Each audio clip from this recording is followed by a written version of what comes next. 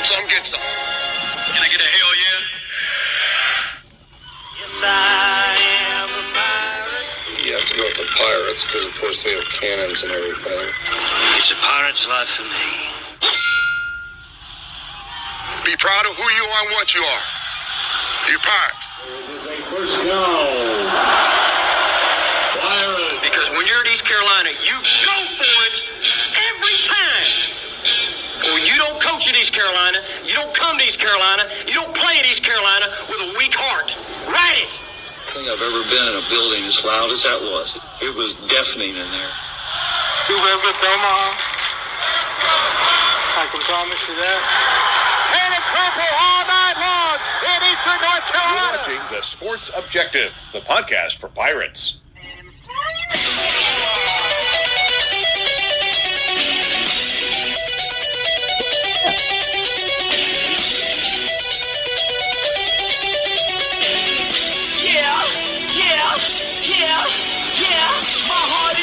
Last Christmas, I gave my heart, you gave it away. This year. Welcome into the Holiday Extravaganza and Bowl Show, our Bowl special, baby. And as you see, if you're watching right now or archived, we are very festive, as thanks to Kyle for the graphic that I'm using in my background. Thanks to him. It looks like the now that what is it? The Now music or Christmas CDs. Now that's what I call music. Yeah, there you go. Thank you, Stevie. And so anyway, thanks to StreamYard for our overlays where they have the candy canes. And so giving them credit where credit's due. I'm going to bring in the star. By the way, we've got a really big show tonight. I don't know how long it's going to go, but I will promise you that please, whatever you do, we have a special gift for you because it's the giving time, right, Matt? It's giving time, and Stevie and Johnny and Kyle, it's the giving season. So we've got a special present for you coming up at the end of the show. I don't know when that's going to be, but I will tell you that it's worth the wait. And let's bring in Kyle from LaGrange Barber. Happy, Merry Christmas, Hanukkah, Kwanzaa, Festivus to you, sir. Merry Christmas, Dave, and Festivus for the rest of us. And to all my Jewish friends, Happy Hanukkah. And to anybody celebrating Kwanzaa, Happy Kwanzaa. And I don't know, is that all the holidays?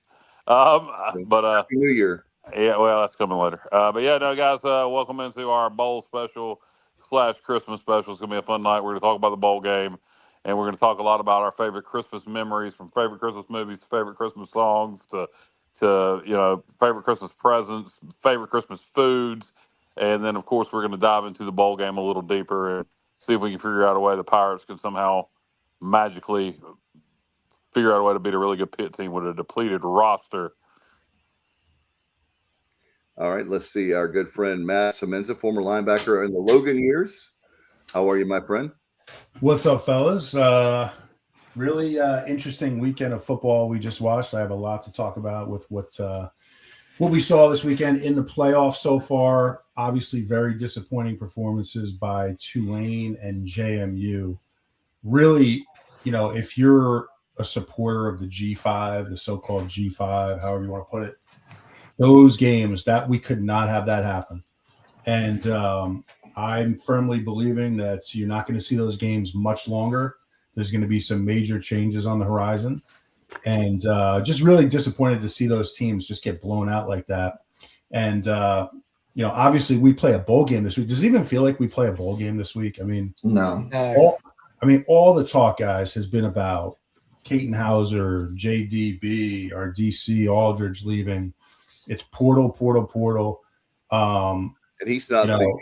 I can't remember ever, Dave, a bowl game where I had this little excitement. So hopefully it's going to be a good game and somewhat entertaining. We'll see. And by the way, guys, did you see Tim Beck is the defensive coordinator for South Florida? So Aldridge is not the DC at South Florida. Really? Yep. I'll send that to you guys So what is his title? I don't know, but I'll send that to you. That can't be right. Yeah. Hold on, I'm about to look this up. Reread that, Dave. Talk amongst yourselves. I mean, if you leave an ECU as a DC and go become like a linebackers coach, that is not even. I mean, that's in the far, same conference. right, in the same conference. I mean, but before we do that, let Dave, you go ahead and introduce the guys. We'll get back to it. Yeah. So let me bring in, ladies and gentlemen, Johnny Stats Robertson. How are you? I'm doing well, fellas. You know, it finally does feel like Christmas. Got a fire going in the wood stove. Got a little hot cider, and you know, it's cold here, so it feels like Christmas. But hey, we're supposed to get pretty good weather for the bowl game, so I'm pretty excited about that. Maybe 57, 58. Yeah. Yeah, I'm excited about that because And I got Matt. I'm going to have to disagree with you on one of the two.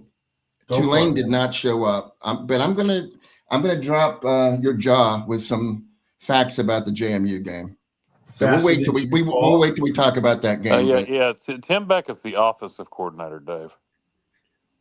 Okay, well, they had it wrong, and then all right, what I had the graphic. There's a graphic I have from South Florida that put. Well, Stevie from the great Lasker, home of the world famous Christmas parade in Lasker. How you doing? If I was doing any better, Matt, I'd be Reva Shane at a Lewis family reunion. Oh my Lord! And Matt's like, "What the hell are you talking about?" I don't know what I'm talking about. Dave. Guiding Lights, CBS in the 1980s, 90s. Reva Shane went through every Lewis man in the family, even the daddy and the two brothers. So. He did. She did. And then she was cloned. But I made a picture. She got so good she had to be two of her. Hey, I don't know if you saw the picture I made the other day of Stevie with Reba. So, that was real, by the way, Matt. You saw that lady? Yeah. Oh, you mean that wasn't real? Oh man. Yeah, it was real. She was here. Okay. Yeah, me and Stevie found out that we both, growing up, watched The Guiding Light for some unknown reason. The Stevie was much more into it than I thought. I was a fan of The Guiding Light growing up, but Stevie was like an old lady watching it, apparently. Let me tell you, I was in the summertime. Well, all during the year, I was kept by my great aunt, and in the summer especially, you didn't bother her from 12:30 to 4 o'clock. Yeah. And my grandma was the same way. My grandma. My grandma would watch Guiding Light 3 times a day, and act like it was the first time she'd seen it every time. Well, I'll tell you what's funny. I remember visiting my grandparents in college, and one time I went. It was during this time of year, like the holidays, and my grandmother said, "Let's see what Miss Chancellor is going to say." Like on The Young and the Restless, and it was like, okay, that means David, shut up right now. She's watching Young and the Restless. You only can talk, I guess, in the commercial breaks. So, what is your favorite? Does anybody have a favorite soap opera? I know Matt's going to join in. I never watched me them. and Stevie's going to go with The Guiding Light. I'm going to Guiding Light, definitely. Everybody wants to say Young. I'm going to go with my grandmother's favorite, which was Secret Storm. I never actually watched it myself, but I know Jeez, that's way back in the day. Well, she's been dead for a couple, like 20 years. So Matt, do you have one? I got a feeling Matt wants to get off this topic. General Hospital is mine.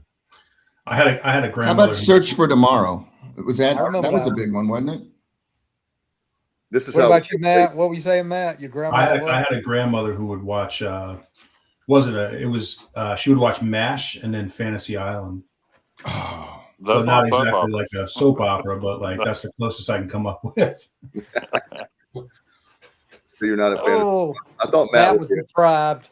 I thought Matt would be a fan of soap operas. Man, I'm just disappointed now. Matt was too busy lifting weights and actually doing something with his life than all of us sitting back on the couch watching Reva Shane marry about 30 different guys. Can I get a picture of Reba Shane? You got it the other day. I sent you one of her and Stevie together. You didn't see that woman with me the other day? Yeah, I honestly don't know if I saw that. In all honesty, just follow in all honesty, particularly the early 90s, she was showing her age. I never got it, even as a kid, and looking back, I still don't. As she wasn't that hot. Harley was the hot chick on Guiding Light, in my opinion. Her sister at the time. All my children. Her sister back in the day was on there for a little while. Roxy Shane. What a name. And boy, she was hot too. I'm going with Harley Davidson Cooper. Welcome into the soap opera. Welcome. Objective. All right, Sponsored by Procter we and got enough Gamble. off-topic stuff for tonight with all the Christmas stuff. We'll revisit the soap opera talk. Join me and Stevie as we start our Guiding Light podcast in the near future. That was big comment. Figure number 38 times 26. Now You're on the Young and the Restless. Yeah, but there's a Is lot. that still on? Is Young and the Restless still Young on? and the Restless is still on. One of the few still on. Yeah, Look, let's see, Young and the my Restless. grandma, the only 2 times I've ever heard her cuss I'm sorry, Matt. was at Young and the Restless. She cussed Nikki, and then watching wrestling, she cussed Ric Flair, called him a son of a bitch. Oh man. Yeah, let's see. The only ones that are left is Days of Our Lives still on? That's on. That's not on like regular TV. I think they stream it on Peacock. You have Young and the Restless, Bold and the Beautiful, and General Hospital is about the only thing that left, right? Yeah, I think that's it.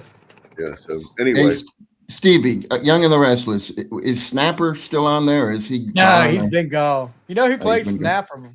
No, I knew my sister had a crush on him, but who was it? I think David Hasselhoff played Snapper one time. you're right. Oh my God, wow. you're right. Okay. Knight Rider. The Hoff. Yeah, Baywatch. So Matt, let's talk about the playoff games from this past weekend. Yeah. Wasn't JR? I think you might have been about ready to finish a point on that. You said. Oh, he said when we got Well, to it, he was I was talking about JMU stats. Yeah, the JMU game. I feel like people are misguided about their comments a little bit. Yeah, I feel like Tulane embarrassed us, and Yeah. I mean it really, really hurt that they didn't really compete at all.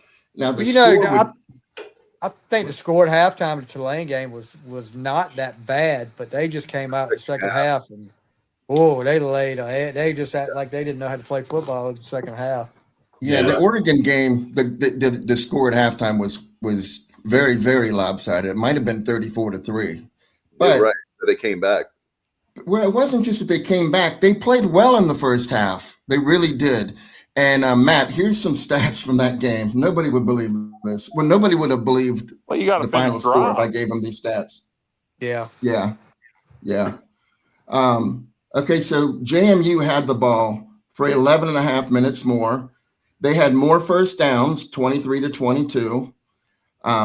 They had 84 snaps. The most snaps against Oregon in any game was 71. Indiana could only get up 69, and they go fast. But so JMU, the fact that they had 84 snaps means they had long drives, long sustained drives that they didn't finish.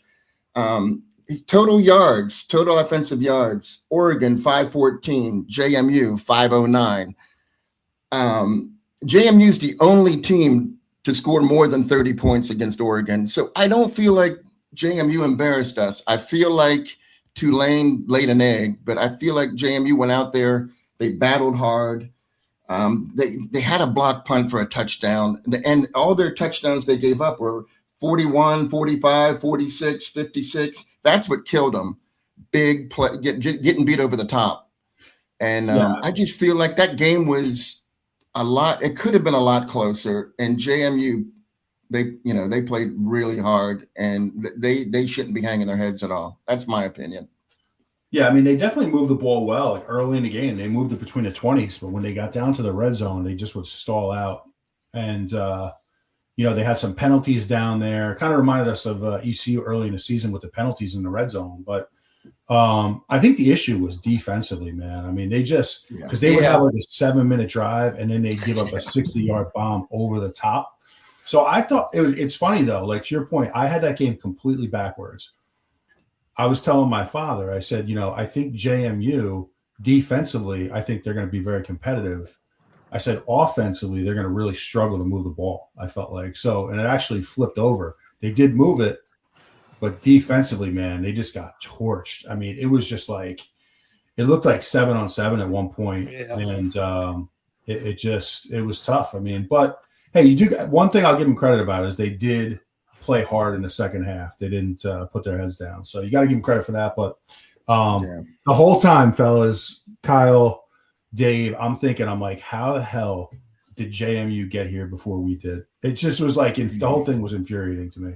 Mm-hmm. How many, John, if you have how many total yards Oregon had in that game? Because I know one time 514, and James Madison had 509. Wow. I'm with you, Matt. I wanted to root against JMU to get there just because I didn't want them to get there before we did. And now they have a $4 million cash infusion. Well, actually $7 million, accounting the $3 million expenses. But I had to root for them, and I was rooting hard for them, and it just, it just wasn't going to work out. But yeah, I know what you're talking about with them getting there before us. I don't like that. Yeah. Well, I didn't like them getting there before us, but once they're there, you might as well pull for them. Yeah. 100. And Tulane, I think Tulane's biggest problem is the style of football they play, or they did play, is not conducive to pulling off an upset in the playoff against somebody with significantly more talent. You gotta, when you're in one of these games, the problem with these playoff games versus the bowl games is these teams that are more talented than you do care. Whereas in some of these bowl games in the past, where teams would get into the BCS bowls, Boise State, Memphis, etc., they were in situations sometimes where the other team didn't really care. Where this playoff games, of course they care.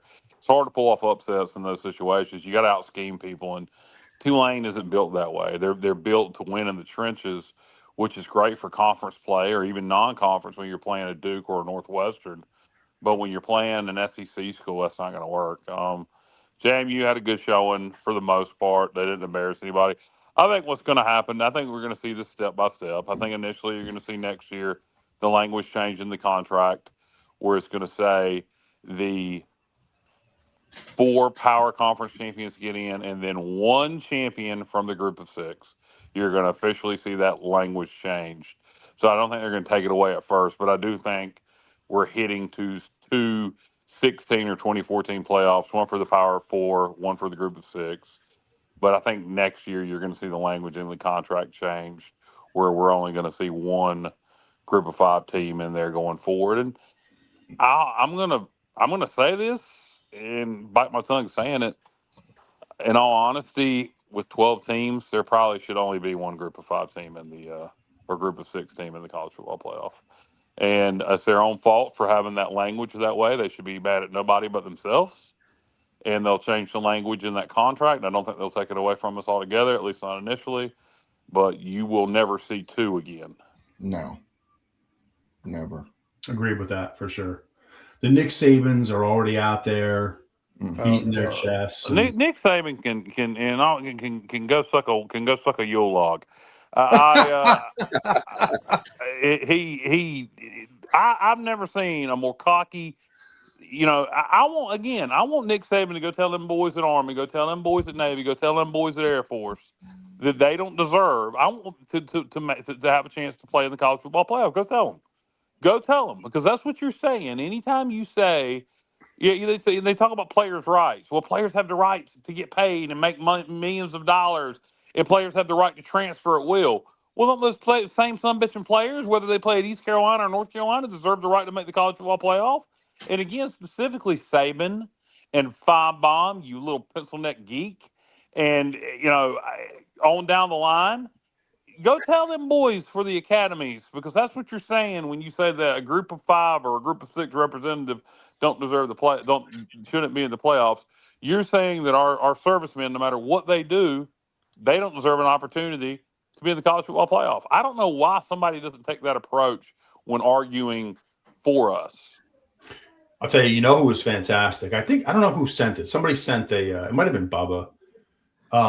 It was Doc Holliday. The broadcaster. Did you send that, Dave? Yeah, I found it on X, and I thought that was excellent. Go ahead, Matt. Yeah, we should post that on our group page, because he was spot on.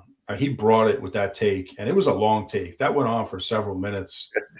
And he was defending the G4 or the G5 at all costs, and I thought that take was tremendous. But guys, let me ask you this question. Let's just think about this for a second. we know Texas Tech bought a roster this year. They went out and spent $55 million, right? Yep. What do we think? What do you guys think Oregon spent on their team this year? Good gosh. Phil Knight Yeah. said it was unlimited as long as he was alive. So no telling what they spent. Oh, that's not unlimited as long as he's alive. You know, they're going to have that. Well, roster that's what he expansion. said before. Yes. Yeah. Well. Yeah. Yeah. He'll be able to prove it though, because he can have folks do commercials for Nike. Yeah. So his may be able to get approved pretty easily. But what did Oregon spend? I don't. 80 grand, 90 grand, or 90 grand, 80 to 90 million, I would guess. I'm just guessing. All I right, don't now, know. Matt, I heard Texas Tech had the most expensive roster in college football this year. So if that's the case, it's not as much as Texas Tech spent. yeah, I know they spent $55 million. Now, my question is, so we have Oregon, right? And let's just say it was 55. What do you guys think JMU spent on that roster? Oh, God. Probably $1 million. There you go. You're talking about a $54 million difference, roughly, give or take. We don't know exactly what Oregon spent, but I know Kyle loves that when I say Oregon. But think about that. I mean, you cannot. Origami. And when you think about when you just think about this weekend, it became very clear to me, like more than it ever has been, the divide between those top teams, those Oregons. You know what I'm saying? The divide is too much to overcome. It's now you might catch lightning in a bottle one day. Yeah. All right. And I think Kyle, you summed it up really well where you said in order for the G5 to compete, you're going to need some sort of a system in place that allows it, like tempo, up tempo, running a ton of plays, spreading the ball out to 5 different receivers. Like you got to bring something to the table because you can't win on talent. You simply cannot do it. No, you can't. Hey, what do you think about though Bob Chesney? If he did that with 1 million, now he's going to be at UCLA competing against Oregon and the rest of the Big Ten teams. Every year. I'm rooting for UCLA just because I'm ambivalent towards them. I don't dislike them. I don't like them, but the other Big Ten teams, I don't care for at all. So I'm hoping he does well. Matt's a Big Ten guy. We might have a little bit of a feud going here between Matt and Johnny. I'll be the special guest referee. Well, yeah, I am an SEC guy, but not when they play. I mean, I root for them. No, but I don't root for them when they're playing. I hate their commissioner. Hate him. I'm a Roy Kramer guy back. That's what got me, going with the SEC. I don't want to get into it though, but other than to say that if a group of 5 team were to play any SEC team, I'm rooting for the group of 5 team every single time. I hope. Yeah, every time. I hope. I don't have a power league. I'm not an SEC guy or a Big Ten guy or an ACC guy or a Big 12 guy. I'm an East Carolina guy, which therefore makes me an American guy, which therefore makes me a group of 6 guy. If we're going to put labels on it, all the power conferences can also go suck on a U-log.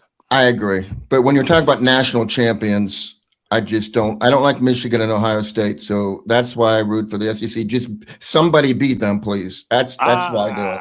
I guess I'm pulling for Indiana this year to win the national championship. I am too. Well, Indiana, yeah, that is a great story. And Matt, to your point about the whole thing with Doc Holliday, the thing that drives me crazy about Nick Saban is the fact that you say that you love, this is what I would challenge Nick Saban. You say that you love college football. You talk, you're getting paid millions of dollars on game day, right? So Indiana is a great story. If anybody beats one of the giants of college football, like Nick Saban's Alabama, that is a great story for college football. It may not be great for Alabama fans, and if I were an Alabama fan, I would get it. I understand that. But think about Cinderella stories. That's what's missing from college football. We need a Cinderella. Who is that Cinderella? And you may not call them Cinderellas this year, but Indiana is the team that I want to win so that the Nick Sabans and all the people that are talking heads that think they know more than everybody, that they'll have a little bit of humble pie. Put Ethan's comment up there. There's several names that are being mentioned. You can go over to Hoist the Colors if you have a membership, IGO's board, and there's several names being mentioned. One is Memphis defensive coordinator. What is his name? Yeah, he Jordan expressed an Hankins. interest. Yeah, Jordan Hankins has expressed interest in the job. There's some other names that came up. That one intrigues me. He did a pretty good job. Memphis's defense has been pretty good the last several years. He knows the league. You could have a North Texas OC and a Memphis DC. You know, I Roy Tesh. You know, am I sold on him calling plays with Blake? Yeah, it doesn't scare me because I trust Blake, but that'll play itself out. I truly still, and I know a lot of people say this is a dress rehearsal for Roy. I truly believe if Roy was going to get the job, he'd get the job. You know, now if we go beat Pitt and hold, if we go beat Pitt and hold them to like 17 points, then it may be his job. But unless something like that happens, I think we'll hire from the outside. But I do think the Memphis Hankins, the Memphis defensive coordinator, is an interesting name to come up, that would be a pretty good hire, I think. yeah, I think you're right, Kyle. But I do think this is kind of an interview for Roy Tesh. I think he's a long shot, just like Blake was a long shot. But Blake came through. Maybe he can too. But yeah, this bowl game, Blake is going to be checking out what he does, and it's either going to take him completely out of the equation or maybe keep him in the running. I'm not sure. That's a tough introductory interview, guys. We're talking about No number doubt. one. You're playing a good solid Pitt team, and and then you consider that we're not going to be playing a quarterback that has more than 6 passes all year. So like if this turns out into a 3-and-out fest for ECU, that puts a ton of pressure on your defense, man. That is a tough interview right there. I would say we're going to have to move the chains, guys. Yeah, I would say that with Blake having Roy, I wouldn't have a problem with that at all, because you have Roy Tesh, who is a really good developer. Look at what he's done with our defensive line. We had no guys really that people were talking about. There were guys that had experience, but he really did a good job with the defensive line. I think with Blake Harrell, I have no problem with the hire. Now, if Blake were not the coach, that would be a whole different ball game for me, but I don't have a problem with that. And what I would argue is just making sure that our linebackers is something that I don't know about you guys, but linebacker is something I'm worried about. It could be a situation where where if we bring in somebody from the outside, it could be a co-defensive coordinator type thing where Roy Tesh gets added responsibility, gets the title of co-DC. And just doesn't have play calling duties, and maybe prepares himself to be the DC the next time it comes open. Because I do think you're going to have to give Roy something to keep him.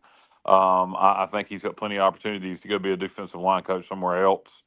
So I do think you're going to have to do something to keep him. Even if it's just like a co-DC title with a raise. Yeah, I like Kenny's comment. No one thought Blake would be our head coach, but he earned it, and Roy has been right there beside him. Kenny, I know that I know Kyle had mentioned it too, but back when Houston was coach, I had a good feeling about Blake even back then. 2 or 3 years into Blake being here, I was like, he could be our head coach someday. Now, obviously, I didn't know it was going to happen the way all that it turned out, the way it happened. I thought it'd be more or less like Houston would be successful, and then who would be our next coach? And I was, thinking that. But anyway, I really like Blake a lot. I don't think we're going to have a problem on defense. I'm concerned about our offense. By the way, guys, has there been any more guys that have declared to enter the portal? I know they can't officially do that as far as on paper, but have you guys heard anything else? No, just the 3 we know that are of impact. Yeah. And you can't do it, right, Dave? You're right. Officially, you can't do it, but everybody knows who's interested and who's not. You can still declare and say, "Hey, I'm gonna enter it," and so far we haven't had any. Pitt's had a few more. Pitt has had some. Pitt had a couple more, and they were and key they're players. key. Yeah, they're very key players. Was there a running back and a linebacker? Yeah. Yeah, but the thing with the running back is they have a true freshman running back, Tucker, who's putting up really good numbers. But the number 2 guy hasn't played since the Notre Dame game. I think he's got an ankle injury, and they don't think he's going to be ready. And then the number 3 guy, it just said he's going to the portal, Jules Goff. He's got 5 touchdowns. He's number 3 in rushing. Number 2 in rushing's hurt. And then they have no other running back other than the freshman that has more than 10 yards rushing. Yeah, So they're 10. going to pass the ball nonstop, probably. That's okay. I'll tell you, it's going to be. I'll tell you this: like the fact that we haven't had any more guys opt out for the bowl game is a really good sign to me because, Oh yeah, you know what these agents are doing now is they're trying to influence these guys to opt out, just telling them that by risking potential injury, your NIL deal, if you do enter the portal, is going to decrease. So, look. I'm thankful for that. I do still think we're going to see 5 to 7 guys at minimum hit the portal after the bowl game. You think back to last year, I think it was like the day after we had a number of guys declare. A lot. A lot. So it's still going to happen. But the thing is, I think those are guys we have now that we do have more money this year, we can potentially keep them. The 2 that really concerned me the most. Riddle. And I'm not trying to stir anything up here, but look, it's what we're talking about. I do worry about our left tackle, and I worry about our right guard. Solid Poku and McCrimmon. Yeah, exactly. Those are 2 big ones. It's hard to replace those O linemen. Are you saying after the bowl game, Matt, or are they going to do it in this week? No, I think now what you're seeing is the team that's going to be on the field. I'd be shocked if anybody opts out moving forward before the game. But I think in the 48 hours after. Well, what day does the portal open? It opens the 1st. January 2nd. January 2nd. A week from Friday. The 2nd. Okay. So I fully anticipate to see at least 5 to 10 guys hit the portal. Yeah. Let me ask Matt. Okay, go ahead, Dave. But I was going to ask Matt a quick question. As a player, as an ex-player, isn't it unlikely that these guys are still practicing if they're going to opt out of the bowl game? Like they would have opted out already. Wouldn't you think anyone that's still on the team? Nobody's going to opt out this late. I would seriously doubt it. If you haven't opted out now, you're probably not going to opt out. Yeah, I was worried about Desario Riles, but he's still in camp, so that's a good thing. I don't know why he would go anywhere. He set himself up to be the top tight end.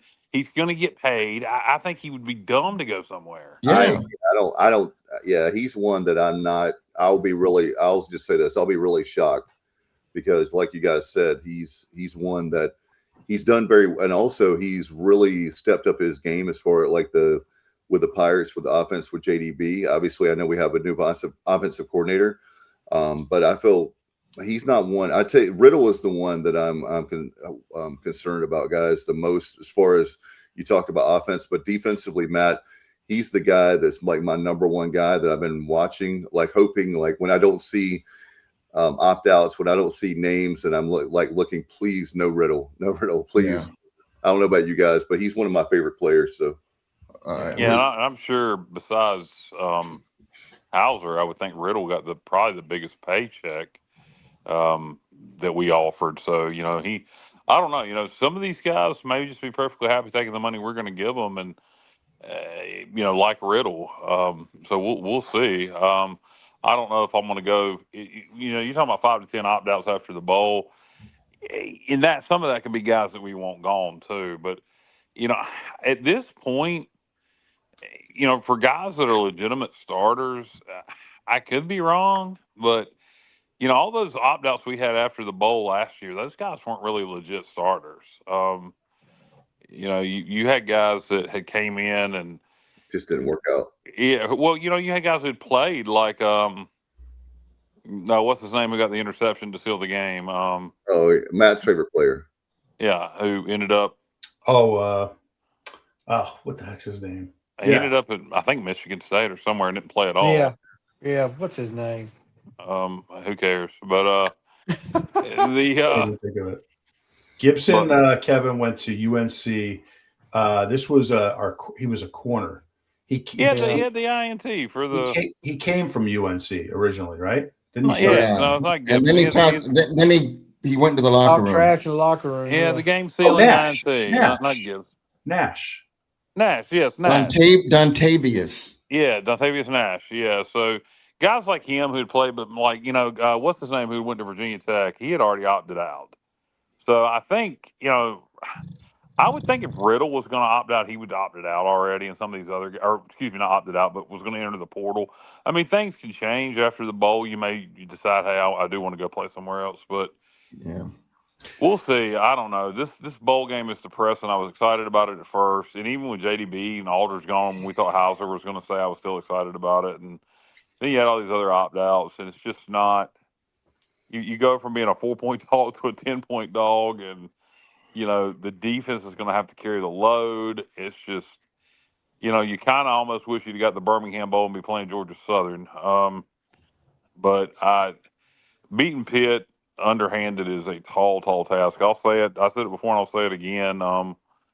In a vacuum or on an island, I think this would be one of the greatest wins in ECU history. I really do, Yeah. just I agree, because of the Kyle. situation we're in.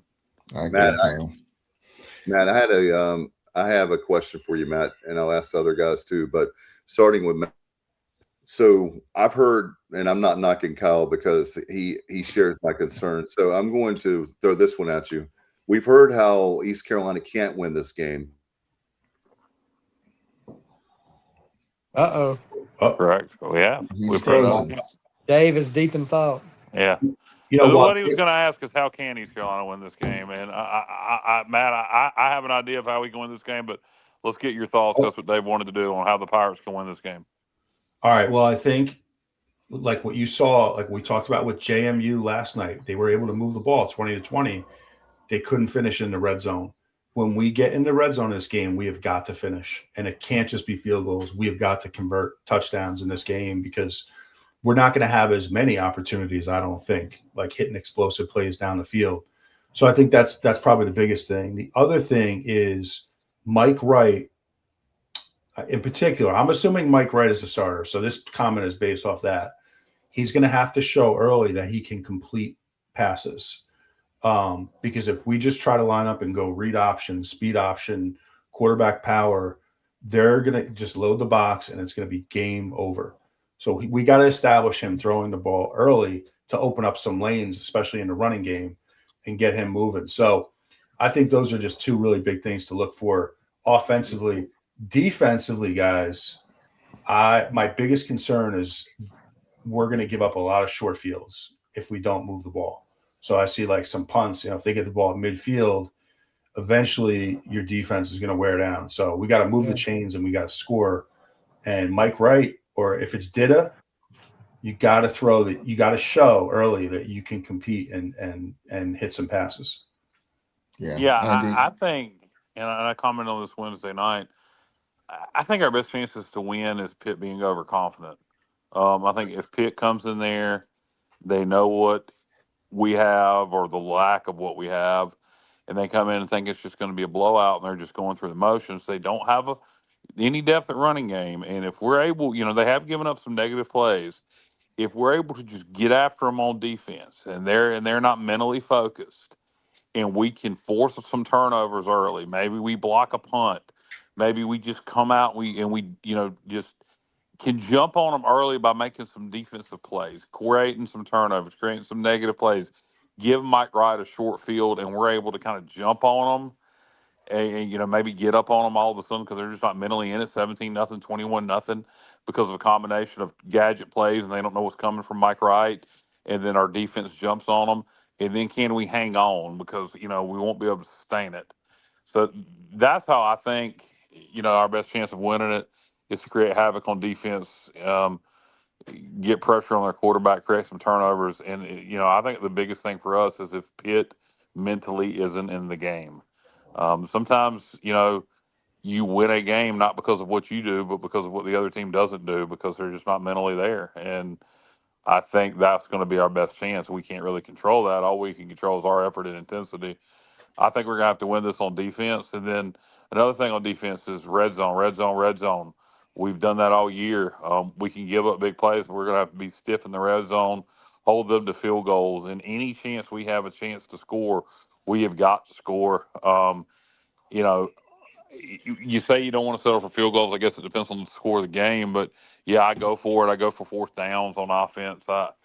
I do whatever it takes, but I think our best chance to win this game is again Pitt not being focused because hey, it's East Carolina and they're undermanned, don't have their quarterback, don't have their best receiver or one of their best receiver, don't have one of their best tight ends, don't have their coordinators, and Pitt just comes out and goes through the motions, and we come out on defense like a house of fire and cause some things to happen. I think that's going to be our best shot. Yeah. Hey, to Set Matt. the tone early. Yeah. To Matt and Kyle's point about the red zone, here's some good news. Pitt's 119th in the red zone on defense. Like they allow more red zone scores than, everybody but 17 teams. And they give up a lot of touchdowns. They've given up 69.44% of the red zone scores are touchdowns. So, I mean, the opportunity is there. I mean, this is a good situation for us. They're not good on defense in the red zone. And our red zone defense, we have to stop them in the red zone. And, our defense is pretty much intact. And we're number 7 in the country in touchdowns allowed in the red zone and number 8 in percentage of scores in the red zone. So, I mean, I like those stats. And passing defense, they're terrible. I don't know how much, Kyle Lewis, the linebacker, he gets a lot of pressure. He's a pressure dude. Him not being in there, and Jimmy Scott, the defensive lineman that's not going to play. This is the weirdest stat I've ever seen, ever, for a defensive lineman. He's been hurt pretty much all year, but he's played in like 9 games, but he can only play like a few plays a game. This guy has got 18 tackles on the year, but 4.5 sacks and 8 tackles for loss. That means when he's making a tackle, he's creating havoc, and he's not going to be available. So I like that because we don't need that added element of some maniac that's just, a bull that you just can't control him and he just wreaks havoc. We don't have to worry about that because he's not playing. And Kyle Lewis was preseason All-America at linebacker. He gets a lot of pressure. So him not playing, I just feel like we needed some breaks. There's a couple that I'll take, I'll take those breaks right there. Yeah, no, it's interesting. Good point, Sergio. Hey, Axel is on fire tonight, man. Axel's ready to line up and play, I think. I think Axel's a Ravens fan too. Hey, speaking of, not to get off college football here, but Keaton Mitchell, is he having a big night? I feel like somebody mentioned it earlier. He's got a couple of runs, maybe like 4 or 5 yards. He hadn't broke any yet. Not yet. Okay. Hopefully, no offense to Keaton, but being a Steelers fan, I hope you don't. Hey, really quick, just want to go back to something. We talk a little bit about. Now, correct me if I'm wrong here. I don't know exactly how NIL works, but we talked about like why would a player like Riles potentially leave?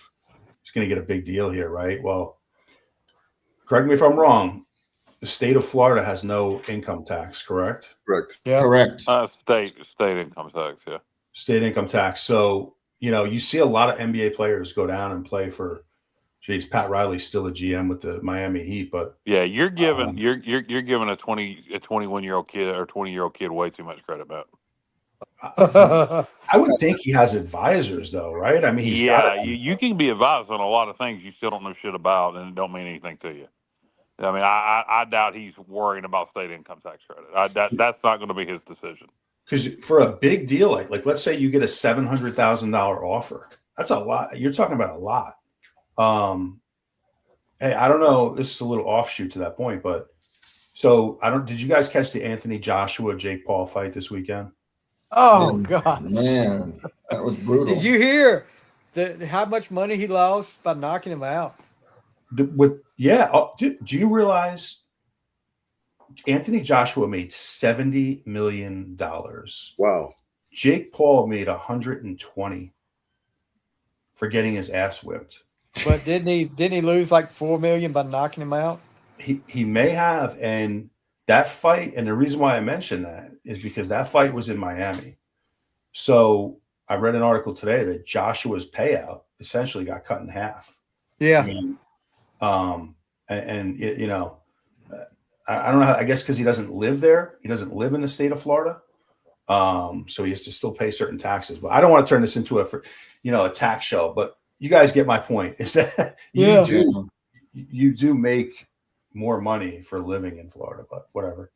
So what about but you were talking about the handlers, I guess, of these players, but at the same time, I mean, speaking of Matt, here's another thing. You can also have people that don't have your best interest at heart. Mike Tyson and Don King. None of them have their best interests in heart. These agents have one thing in mind: Commission. you get commission, get the most money, and if your best interest is just financially speaking, then yes. But sometimes, look, all right, let's say you have an opportunity to make 700 grand in Florida, but you had an opportunity to make 300 grand here.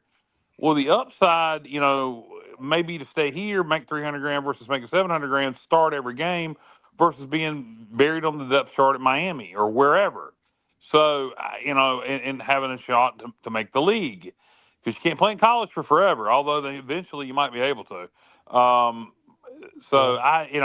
These agents ain't worth the tinker's damn, and they have nobody's best interest in mind but themselves. And yeah, at some point, some of this crap, I think, and we're gonna, we'll talk about the bowl a little more. And we'll move on to Christmas, but I think two things need to happen. Something me and Matt have talked about ad nauseum is you need to go back to having to sit out a year to enter that transfer portal. I think if you do that, that'll cut back on some of the transfers. And then the other thing is, I would move. I think you gotta either do one of two things. You've got to move the transfer portal post spring, and that's the only time. Or if you're going to keep it where it is, you cannot enter the portal. You cannot opt out of your bowl game. You have to play in your postseason game unless you're injured. I agree. So 1,000. I think the only way you're really going to be able to enforce that, though, is to move the portal to post spring. The only problem with that is, guys leave post spring, then the guys coming in to replace them. And that's another thing we probably need to address. With these players making all this money, at what point do we just say, all right, screw this? Everybody can practice as much as they want. Do we still have to limit practices? So if they transfer post spring, get them here in the summer, and you can practice all you want during the summer. I mean, it's getting to the point where there's so much money involved. One thing doesn't make sense with the other. It's like, oh, well, we're paying them $5 million a year, but they can only practice this much. Shut the hell up. At They're this paid point, they're now. employees. Get your ass out there and work. Exactly.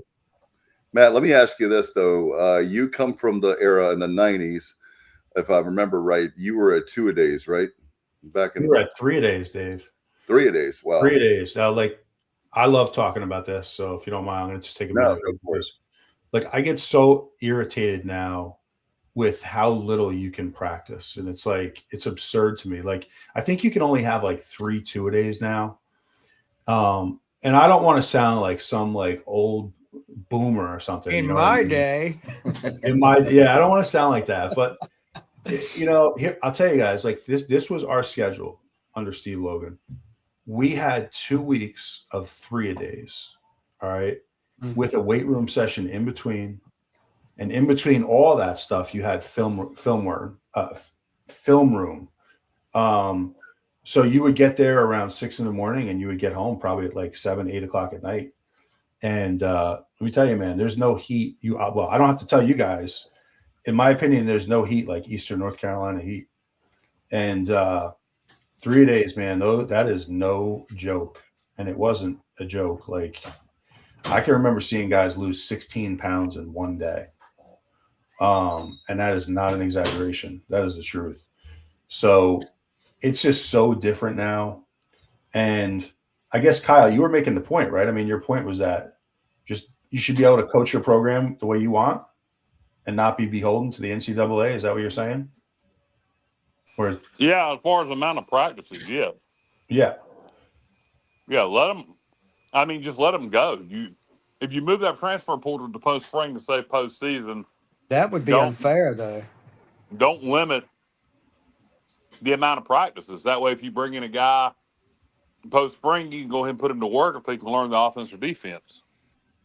Mm-hmm. Kyle, were you taking a bite of chicken parm there? I was eating a pecan actually. Not a pecan, a pecan. Eating a pecan actually. It's pecan. Stevie. Pecan. Stevie. So for me, what about having similar, since everything is going NFL anyway with college football? I mean, would you have like the workouts, like for rookie workouts? Have workouts for in the springtime? Like what I'm saying is post spring football. So hear me out. That what to add to Kyle's point, would you have it where you NCAA wants to have their hands in something, so you say, okay, we're going to have workouts for these guys. We're going to work out these guys. Guys are coming from the transfer portal. They can practice X amount of time, but to me, I've never had a problem with. I'm from the old school like Matt. I think that I think with football, and I'm not a football player, Matt is. So, and Stevie, you can help me being the head coach. I believe that the more in tune you are to the program as far as plays is important, but just as important, you need to be in tremendous shape. I know I'm stating the obvious, but guys like Matt, I mean, they were like monsters because I believe they were in great shape. I know that they say they want to protect the players, but to me, I don't see how you can say you're protecting the players when you're not letting them play the game and getting used to that physicality and the cardio. And I'm sorry speaking out of turn, but I just feel like that the players would be in better shape in every way, as far as the plays, as far as the physicality and the strength and conditioning, the whole 9 yards. Not just that. Familiarity with each other. One of the first years I coached, having them out there in the weight room in the summertime together. And one guy said, "Well, I can just lift weights at home." No, that's not the point. Yeah, it's nice that you're going to do that at home, but come out here and get familiar with your teammates. You don't just, one of the best teams I had, they came out here on their own. They came out in the summertime on their own, not days when we didn't have workouts. They came out on their own and ran plays. And come first day of football practice, we were ahead. We were ahead of the game because they already knew the system. They were in good shape. And we had, we were state champion runner up that year. So, I mean, it wasn't a coincidence that when you get them out there that early and come like August 1st is the first day we can have an official practice.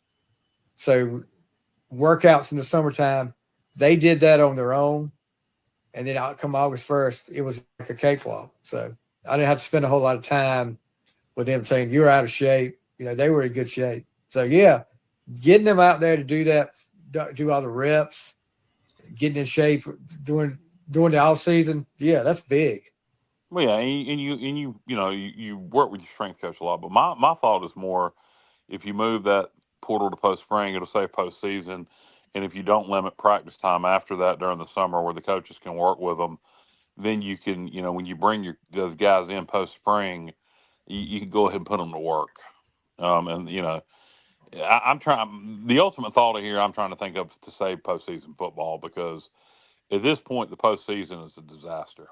Well, I think bowls will be gone in a couple of years, guys. I agree. I think we're going to have a 2 playoff system: one for the group of 5, one for the Power 4. But we're group of 6. But we'll see. That's down the road. But like I told you guys, I think that what we should do is, I think we should find. I've mentioned this twice before, now the third time. But I think we should look at merging with another conference and taking the best teams from each conference to make a super conference. And then, Kyle, wouldn't you be able to? You guys help me out. There's no guarantees. But if you took the 8 in the Pac-12 and merged them with the 8 best from the American, you could certainly make an argument at that point that that's a power league, and you could certainly make an argument at that point that even if it doesn't get power status, that if they, initially change it, which is I think what they're going to do initially is change the language to one group of 6 champion, At that point, we'd be back to the group of five because you merged the American and the Pac-12 at least. The point is, even if it was still one representative, the champion of that conference would get it every year. How would it not? Right. That's and also, Matt, there was talk of guys. There was talk about. I saw like an article. I can't remember if it was Sports Illustrated or whatever, but taking. They were saying that basically, Conference USA and the Sun Belt should merge to try to do the same thing to help. That's not going to. No. The only thing, Conference USA, look, Liberty will be back up because they're going to start spending a lot of money. Besides that, Jacksonville State's a decent program, but what, Missouri, Delaware, Middle Tennessee? No, they're not going to do it. Conference USA overall is DOA, and the same with the MAC. That the Conference USA is not going to help the Sun Belt. But don't you I think? get what you're saying, consolidation. The league, less leagues, less. Yes, I get from that aspect. I get it, but essentially, it's still the same amount of teams. I know. I think I think what we need to do is separate ourselves, and in every single way, meaning conference wise, meaning how much money we're giving our players, the whole 9 yards, so we do have a chance to compete because we're not much different right now, guys, than some of these teams in the Power Four that are just. Well, and that's the problem. It ain't Oregon. It ain't Alabama. Right. It ain't LSU. It's not Michigan. It's that what pisses me off is that East Carolina and Memphis and Boise are sitting there and we're considered lesser than NC State and Wake Forest and Rutgers and Baylor and Iowa State. And I know they've been good in recent years, but these lower tier Power Four schools, and a lot of them are rising too because of money. But that's what pisses me off is when you hear, well, NC State's a power school. And I'm just using them as an example because there's the obvious one for East Carolina fans. Give me a friggin' break. It's sorry, go ahead. That's what pisses me off about that. Let me tell you, this is going to infuriate you. So I do listen to sports radio a lot in like New Jersey and New York, and listening to a sports radio station this morning, and one of the broadcasters was talking about Rutgers, and Rutgers would do probably better than Tulane and JMU, and it's unfair that a Rutgers. And I'm thinking to myself, look, God, I wanted to call. I never really call those things, but I wanted to call. I wanted to say, look, you have, number one, you have Big Ten money, all right, and we know that this comes down to buying a roster. And Rutgers, like, if you're a Rutgers fan, do you know how lucky you got to get into the Big Ten? You didn't earn it. Nope. You were never a good program. You got in for the sole reason that you're, in terms of proximity to New York City, one of the largest, if not the largest TV market in the country. That's why you got in. You got lucky to get into the Big Ten. It wasn't because you were some great performer in other conferences and you just worked your way up the ladder. Nope. You got lucky. So, like, I hate hearing from some of these schools about, oh, we could do better than Tulane and JMU. Maybe do better. Do better than. You know what? Exactly. It's just everybody's got their own narrative. Point out, by the way, Tulane, despite their performance, beat Northwestern out of the Big Ten, and they beat the ACC champion. Duke. They beat the ACC champion on the football field.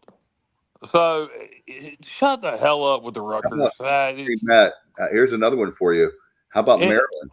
Maryland was an ACC school. Nah, but they've got a tradition though. Maryland has a much richer tradition than Rutgers does. They have a national championship in basketball not that too long ago. No, I know football. But football, if you take away Ralph Region, they really haven't done much in the last. Okay, is that one guy, the one that hired Scotty Montgomery, still their head coach? I think he just got let go this year. Finally, God Almighty! I think he got let go. You will have to Yeah. look. No, are you talking about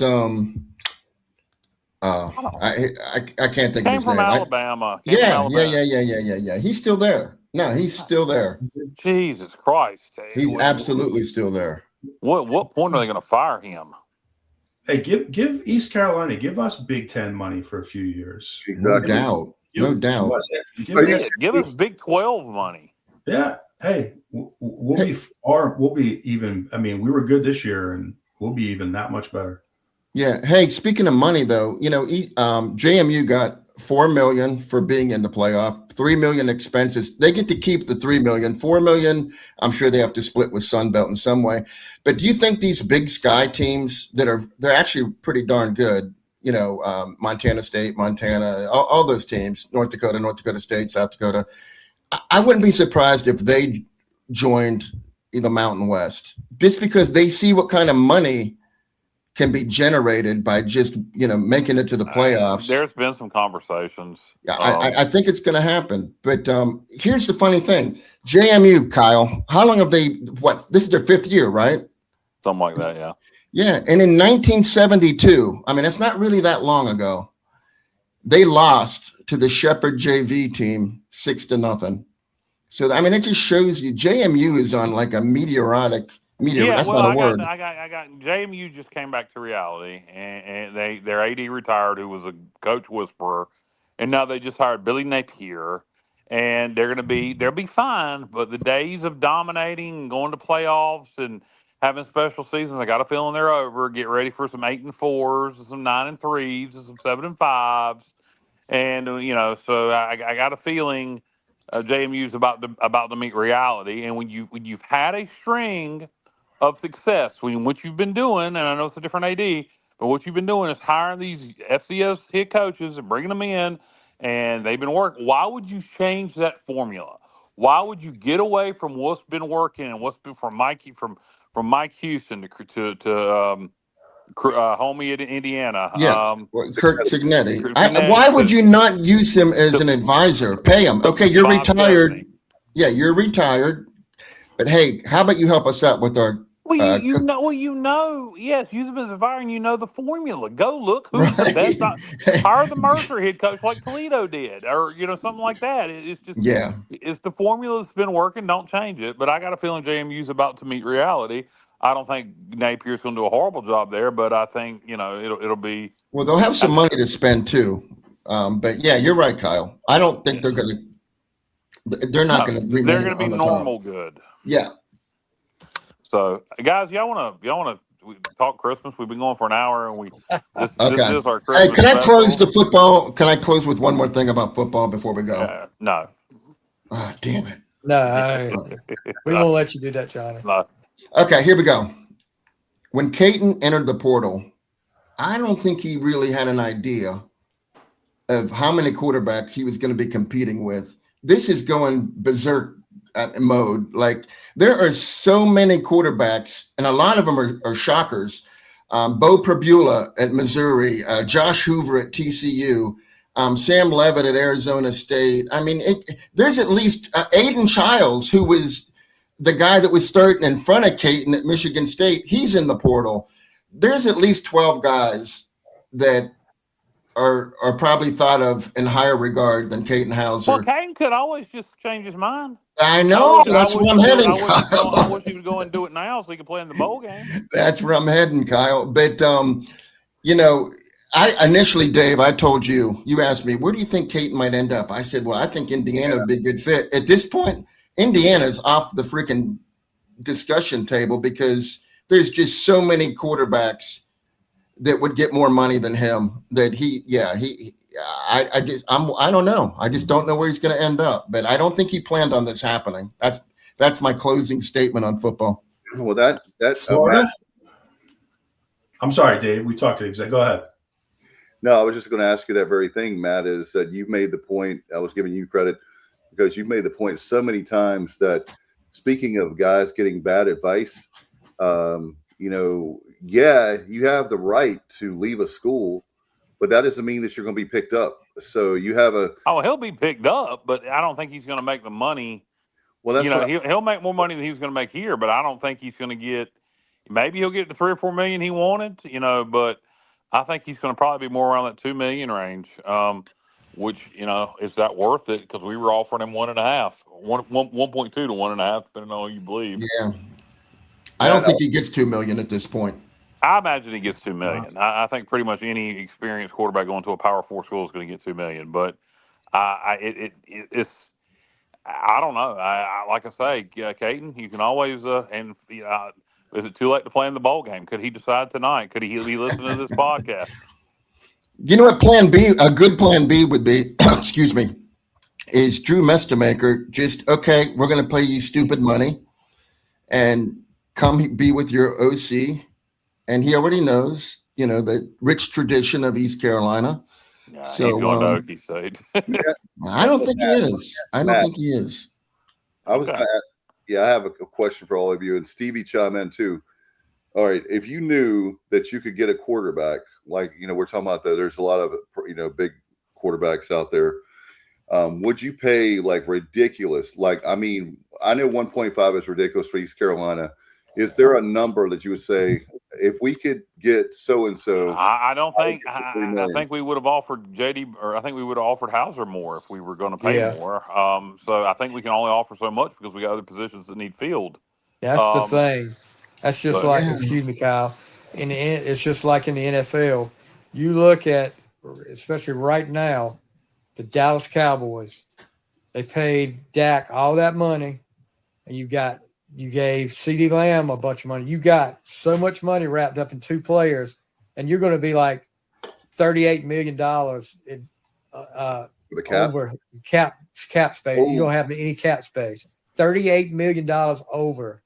Over the cap? You spend it, yes, and you spend it on two players mainly. I knew that they had overspent on those 2 players, but I didn't know the amount they were over the cap. And you look at the stuff around you. They've got definite needs around them, and they don't have the money to pay them for. So that's just like here. I'm not going to go out and pay an insane amount of money for a quarterback if I don't have it, and neglect my other positions there. I'd rather have So let's say you pay an insane amount of money for a quarterback, and your wide receiver room is you don't have an O-line to block for him. Exactly. You don't have the offensive line to block. What good's that quarterback? You do what Ruff did. You do what Ruff did at Texas Tech. You do wide splits on the offensive line, and you get rid of the ball quick. But no, that I was just going to say, no, we're not going to be doing that. But as far as Jordan Davis goes, I mean, there's a lot to be said that Mestemaker had ridiculous numbers. I mean, Chandler Morris was good. Chandler Rogers was good. Why don't you think he's going to go to Oklahoma State? Well, I mean, because he has. I mean, I'm not saying he's not going. I'm just saying I don't think it's. You're saying why won't he follow the head coach? I'm saying why won't he follow his OC? He's also got his quarterbacks coach, who's now the OC at Oklahoma State. Oh, that's okay. I mean, let me dream, Kyle. Anyhow, you can dream all you want. Hold on. I'm just talking about what Jordan Davis has done. I mean, the numbers I've seen Mestemaker and rumored to get is around $4 million. It ain't happening. Well, here's my point. My point I don't is, think he's getting that much. We got to be to put ourselves, Matt, in a position. I was talking about this for every single year. I was talking to one of my mentor, and we're going to have him on the show at some point to be like a guest host. It'll be fun. But anyway, that's a whole other show, as they say. But for me, we're going to have to raise, and the fans think I'm crazy, $20 million a year, every year. If not, we're not going to be able to compete at the level that we expect to compete at. It's not that Dave is delusional, Dave is crazy, all that. That's what, the amount we need every single year. And to Kyle's point, he said before, at what point are we going to have the fans fatigue? Because, we have Pirates Unite right now. You have season tickets right now. You have NIL. You have, obviously, the Pirate Club, the actual fund itself that you have to – there's 4 buckets of money right now if you're a Pirate fan that you potentially, like myself, that I'm giving to. So at what point, does it break? But if we're going to be serious about football, we're going to have to raise that amount every single year, or we're going to have to drop down a level. I've heard some fans say that. It's true. We're going to have to drop down to FCS. Oh, we're not going to have to drop down to No, FCS. Dave. No. You blow the comment there when you say that. I mean, God almighty.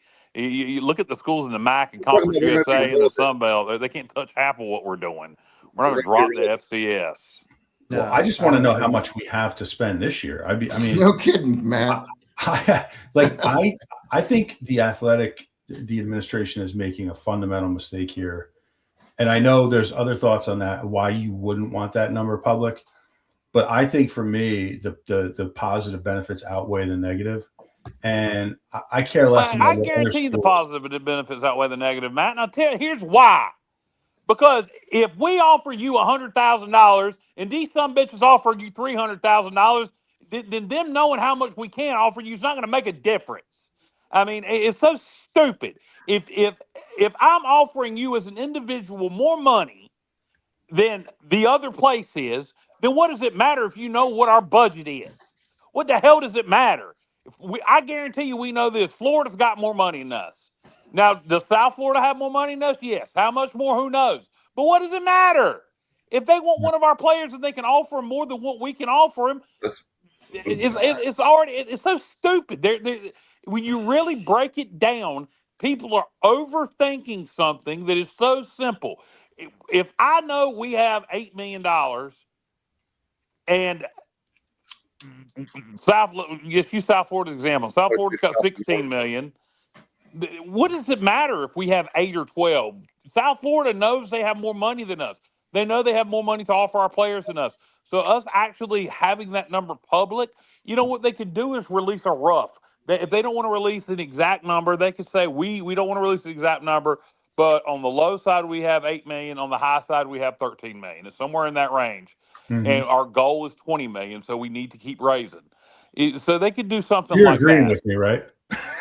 Yeah, initially I didn't know, but yeah, he's agreeing. I'm agreeing with you 100%. Yeah, he's agreeing. No, you sound like I can't think of his name. Stevie, help me out. The old man darling on Andy Griffith when Barney was going on. Yeah. Is he with me or he against me? No, he's agreeing with you. But yeah, I'm agreeing with you. Yes. Yeah, I mean, I must have got lost in translation in my rant there. It's a good rant. I thought it was a really good rant, and I got you riled up. I'm fine with a range. If you want to do a range like that, I'm fine with it. Let's let this man. All right, man. We don't know. Like we've heard some people say we have. Like, all right, I'll just give it. I've heard people say we have 4 million, and then on the other side, I've heard people say we have like 11. I'm guessing it's somewhere in the middle, Stevie. I mean, what do you think? I don't know. I'll tell you what it is. The truth is, we probably have 11 million for all sports. That's correct.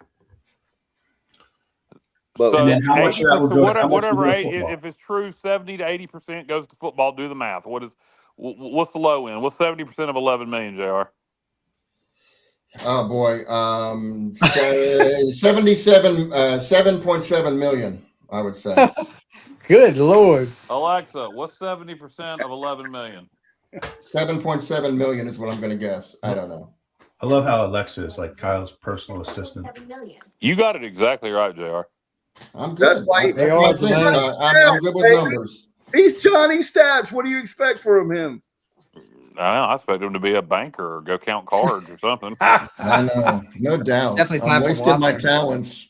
No. Yeah, definitely time for Wapner. No, but Matt, let me ask you this. So, like, Bam, 99X, the future of rock and roll. Matt, let's say that we have the number that I'm talking about, the $20 million. Let's say that finally the administration and really encourages our fan base to give and give and give and give, like rev share, right? We have the 20 million in the Athletic Excellence Fund and the purple. What is it, Kyle? The Purple Gold Purple Society. and Gold Society. Yeah, where you give. This is Matt Semenza money. What you do is you say 25 was 25 grand. You get $5 grand a year for 5 years. that's the entry level for the Purple and Gold Society. But if you have let's say hypothetically, I have the 20 million. You are the general manager, Matt. I'm gonna make you general manager for the Pirates, and you have the 20 million. How much would you offer a quarterback? We need the quarterback. We need the quarterback. I'm not saying, don't misunderstand me. I'm not saying spend everything you have on the quarterback and you have nothing left for the team, because that's the ultimate disaster. If you have 20 million, then I would go as high as 4 to 5 million on a quarterback. Exactly. So now you see where exactly what I'm thinking. Now you see where I'm going. Now you see where I'm going is that we're going to have that number, because we saw after 2023 how important it is to have a quarterback. We talked about, not that that's the only position on the field, but it starts with that. But what do you guys think? Well, we Dave, need it, but we don't have it right now. So we're talking about Yeah. something we don't have right now. So there's no point in talking about it. Well, I will say this, we though, need to get Kyle. there. I know we don't have it. In this offense, quarterback's a little bit more important than it might be in other offenses. That's what I'm going to say. I agree, and I disagree. I think this is an easy offense to be quarterback in. But it is important to have a good one. There's plenty of good ones out there. Western Carolina's Mercer's quarterback. There's plenty of good ones from the FCS level we can get. I think we'll be fine. I think you can get a damn good quarterback between $1 million and $2 million. I think we'll be just fine, and we just need to make the right choice. What do you think, Stevie? Yeah, I think we'll be fine. I mean, I'm like Kyle. We can find a quarterback easy. And just like JR said, how many quarterbacks do you think are in the portal right now, JR? I've counted 18, but see the lower level ones, they're not even announcing because they know nobody cares. I want to say they don't care, but the only people really announcing are the higher level quarterbacks. So I would say there's 18 higher level quarterbacks. So there's probably 30 quarterbacks that are probably intending on entering the portal right now. And that number's going to grow, definitely. And how many schools actually need a quarterback? I mean, everybody needs a quarterback, except for, Texas doesn't need one, obviously. It depends on who's going to go where. That's the thing. Of the group of 5 and I'd love to get on our Christmas topics eventually. We have to do that. Kyle's fired up for Christmas, man. Well, we're just repeating the same shit we've been repeating for weeks. Okay, let's move on then. The group of 5 level, with the offense we run and the numbers that our offense put up and the numbers that North Texas offense put up, and the system that's going to be ran here, I would think of the group of 5 quarterback positions that are available in the portal, and you're going to come here and you're going to start because we don't have a starter. I think our position will be very desired. I think a lot of FCS, the top FCS quarterbacks will be looking at us.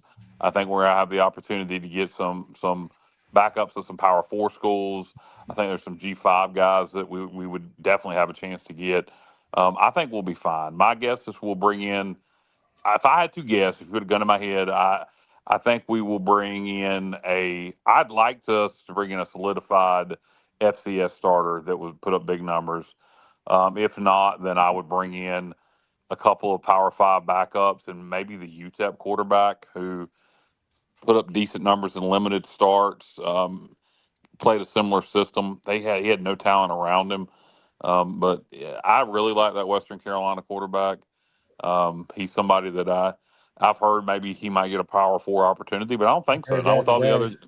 Well, look at all the other guys in the portal. Yeah, and I forgot about a bunch of guys that are in there. There's no shortage. Even Notre Dame's backup quarterback is getting a lot of interest. Georgia Tech's backup quarterback, Aaron Philo, he's getting a lot of interest. He's probably going to go to Florida, I would imagine, to be with Buster Faulkner. But Dylan Raiola at Nebraska, it's Sorsby at Cincinnati. It's like crazy how many quarterbacks are in the portal. I bet we could do a whole show. We could do a whole show, I'm sure, on and Matt, maybe we can do that in January after the season's done. We'll talk about that. Yeah, that would be definitely, for not next Sunday because that'll be reviewing the bowl game, but for the following Sunday, looking at breaking down portal quarterback possibility, because that's what we'll really be getting into that at that point, because we'll be signing one at least by the 17th. Hey, man, I want to ask you a quick question with the quarterbacks. Yeah, Rocco Becht. He's in there. He's in the portal. You're a Penn State guy. You think you want him? How could you not? Absolutely. Yeah. You'd take him over Bo Perbula, wouldn't you? Wait, which name? Who's the other one? Bo Perbula played at Penn State. Then he went to Missouri. Because Drew Aller was the starter, so Perbula wanted to play. He went to Missouri. Now Perbula's in the portal, but so is So from what I hear, JR, and from what I who knows what I hear. I don't even pretend to be some kind of insider or somebody, but like from what I hear, it's a done deal. Oh, with Rocco Becht? Yeah. Great fit, I think. That's awesome. Yeah. He's tough. He's a gritty player, man. I think he'll do well there. All right. We're going to go ahead now to we're going to find out how Kyle saved the bowl game, but we'll find that out after the bowl game. He'll tell us all that, his secret sauce. So Kyle saved the bowl game. We'll find out about that. But in the meantime, we're going to transfer now. We're going to shift gears to how Ernest saved Christmas. We'll have we've got that coming up. Our definitely our staff film critic Matt Semenza is going to tell us about how much he loved, or maybe not so much, Ernest Saved Christmas. We have our 5 top Christmas songs, our 5 top movies, your traditions. We have and at the end of the show, this is the giving time of year. I'm a giving person. I know Matt is, Stevie, and Johnny. We have something special, a gift for our listeners, and we'll do that at the very end of the show. So I'm really excited about that. 1-year membership of the Jelly of the Month Club. Hey, Dave, I also have, although it's very short, I have an Ernest Saves Christmas review as well, because I did follow through. All right, well, let's start it. Let's start it here. Let's go ahead and start. JR, JR, you kick it off, and then I can steal. Oh no! Well, the only good thing about wait. We're assuming that the same people that are listened to the last few episodes. Okay, so let's tell the story of why we're reviewing Ernest Saves Christmas. All right, so Ernest Saves Christmas is one of my top 5 Christmas movies of all time. Matt thinks that's hysterical. He's never seen it. JR apparently has never seen it. Matt always gives me crap about it. So they both decided to watch Ernest Saves Christmas because they want to see. Matt on a list that had it as one of the worst Christmas movies of all time, which is Rotten Tomatoes had it up there. That's what. Well, Rotten Tomatoes can kiss my rotten ass. Nobody wants to kiss your rotten ass. That's why they're reviewing Ernest Saves Christmas. So, all right, JR, go ahead with your thoughts. All right, this one's a short one, but I'll be honest. I figured I'm going to check out the first 10 minutes and. I might bail out and not watch the rest if I think that it's just completely ridiculous. So after 10 minutes, I said, hey, you know what? It's definitely not deserving to be in the worst Christmas movies of all time list. And I've seen enough that's interesting that I'm going to stick with it for a while.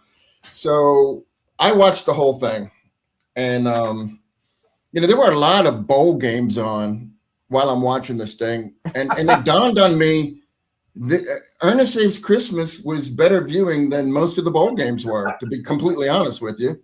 Hopefully the NCAA is listening. And that is the truth. I mean, normally there's 0% chance I'm watching Ernest instead of a bowl game, but I did because it was more interesting. So, I said, well, okay, so I'm going to say that Ernest is like the Independence Bowl of college football. Kenny Carroll, you're full of crap. If you think, well, hold on, JR. If you think Ernest is the worst Christmas movie ever, then that means you genuinely love Hallmark movies. Okay, that means you're saying Hallmark Christmas movies are better than that. But go ahead, JR. Okay, I was just going to say, he reminded me of the Independence Bowl. It's not glamorous, not heavily marketed. Production wise, it's modest at best. The plot's pretty straightforward, and the star power, pretty much very regional. This movie didn't have a lot of stars in it, and normally the Independence Bowl, there's nobody in there that's going to win the Heisman Trophy, and in Ernest Saves Christmas, nobody's winning the, Golden Globe or whatever you want to say. So I felt like. The Independence Bowl is not one that I circle on the calendar that I have to watch, but normally I check it out because it's intriguing. And Ernest is like a good Sun Belt or Conference USA 7-5 team that they show up prepared. They run the same plays they always run. They keep it close with sheer effort, and heart. And like Barney, I feel like his comedic style, if you will, is kind of like the triple option of Christmas comedy. It's simple, it's repetitive, but I mean, surprisingly, it's effective. I kept watching it, and there were some like completely ridiculous attempts at special effects. The sleigh thing. 1988. I know, but they went too far with some of the stuff. But you know what? There was enough big plays that I was like, okay, I'm going to keep watching, and I did enjoy it. I'm trying to put into words what exactly I enjoyed about it the most. I felt like I loved the Santa. He was an excellent choice. That guy made me feel like Christmas. He was really good. There was a lot of the opening, Kyle, the opening to the movie, just the credits and the old Coca-Cola ads and the vintage Santa Clauses and Christmas scenes. It got me stirred up right from the start, just from the introduction. And then the movie, I felt like it was definitely putting me in the Christmas spirit. Like Pee-wee Big Adventure. I always liked Kenny Carlin. Thought he was. What's wrong with you? Pee-wee's Big Adventure is great. Exactly. Big Adventure. Pee-wee's Big Adventure is one of the best movies ever. But that's not a Christmas movie. No, it's not. Kenny was comparing Ernest to Pee-wee. Oh, okay. Okay. So, in closing, I will say that I did enjoy it. I don't understand why Santa got arrested. Can you clear that for me, Kyle? I'm not sure what the charges were. Why was he in jail? It was. Well, that's a good question. Actually, and that's a bit of it could be for passing counterfeit funds because he did give Ernest monopoly money. And he refused to say who he was. I think he was more being held to try to identify him. But the genius of Ernest P. Worrell playing the assistant to the governor with Harmony Starr, aka Pamela, playing the governor's niece, was just utter genius. It's just a genius. Just a genius of Ernest. I agree. And then the other thing I didn't understand was when he had Santa Claus in the pickup with him, the Ford F-150, which that was pretty cool just watching that thing. I remember when there were a lot of them on the road. Anyhow, he went in the back of Santa was going in the back of the truck. And he said, no, don't do that. And then there were snakes back there. And then in one of the pictures, like he had snakes coming out of his face and stuff. That lost me too. I'm not sure what happened there. Okay. You missed a key little scene. So when he's going into the horror movie set, he's got the paws and snakes, which is just nothing but stuff underneath the thing. And yeah, right. There were no snakes. All right. So Ernest is standing beside the truck while Santa is in the movie studio, and people come by with the actual poison snakes for the horror movie. And they go, hey, you're the snake handler? And he goes, yeah. And they dump all the poison snakes in the back of the truck. I missed that somehow. Yes. And so, yeah, that's what that is. And he says, no, you better ride up here with me. And then they go dump the snakes. So, yes, you missed that brief little scene. It's literally about a 45-minute scene, and you just happen to miss it. Okay. And then I'm going to close with some stats. Some Ernest Christmas stats. stats. JR, you should be like, like the next Siskel, the next Gene Siskel.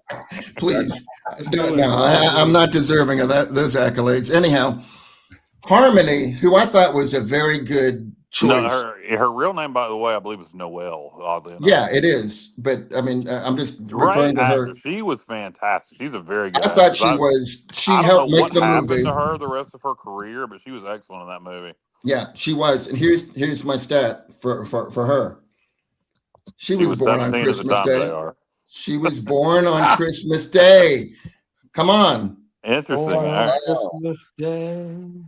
Yeah, she was. She was born in 71. The movie was 88. So She's yeah, she very, was I don't know how 17. she was as a person, but she comes across, even when she's kind of snotty at times, she comes across as very likable in the movie. Oh, I thought so too. The interesting like jewelry in the hair too. I'd never seen anyone pull that off Yeah, but before. if you thought about this aspect of it, Ernest, just takes the 17-year-old girl home with him, and she's sleeping in his house, and then he has her dressed up. Then he has her dressed No up, red flags. and then he has her dressed up in a schoolgirl outfit. Oh God.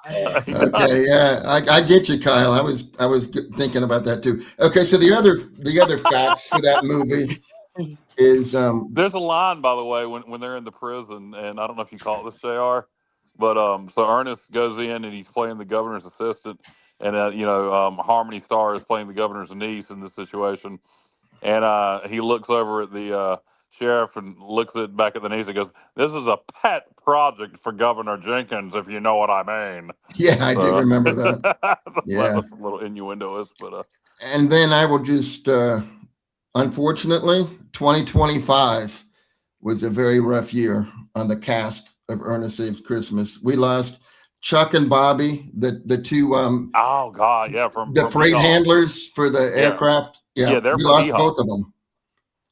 And we lost Thisbe, the one of the elves.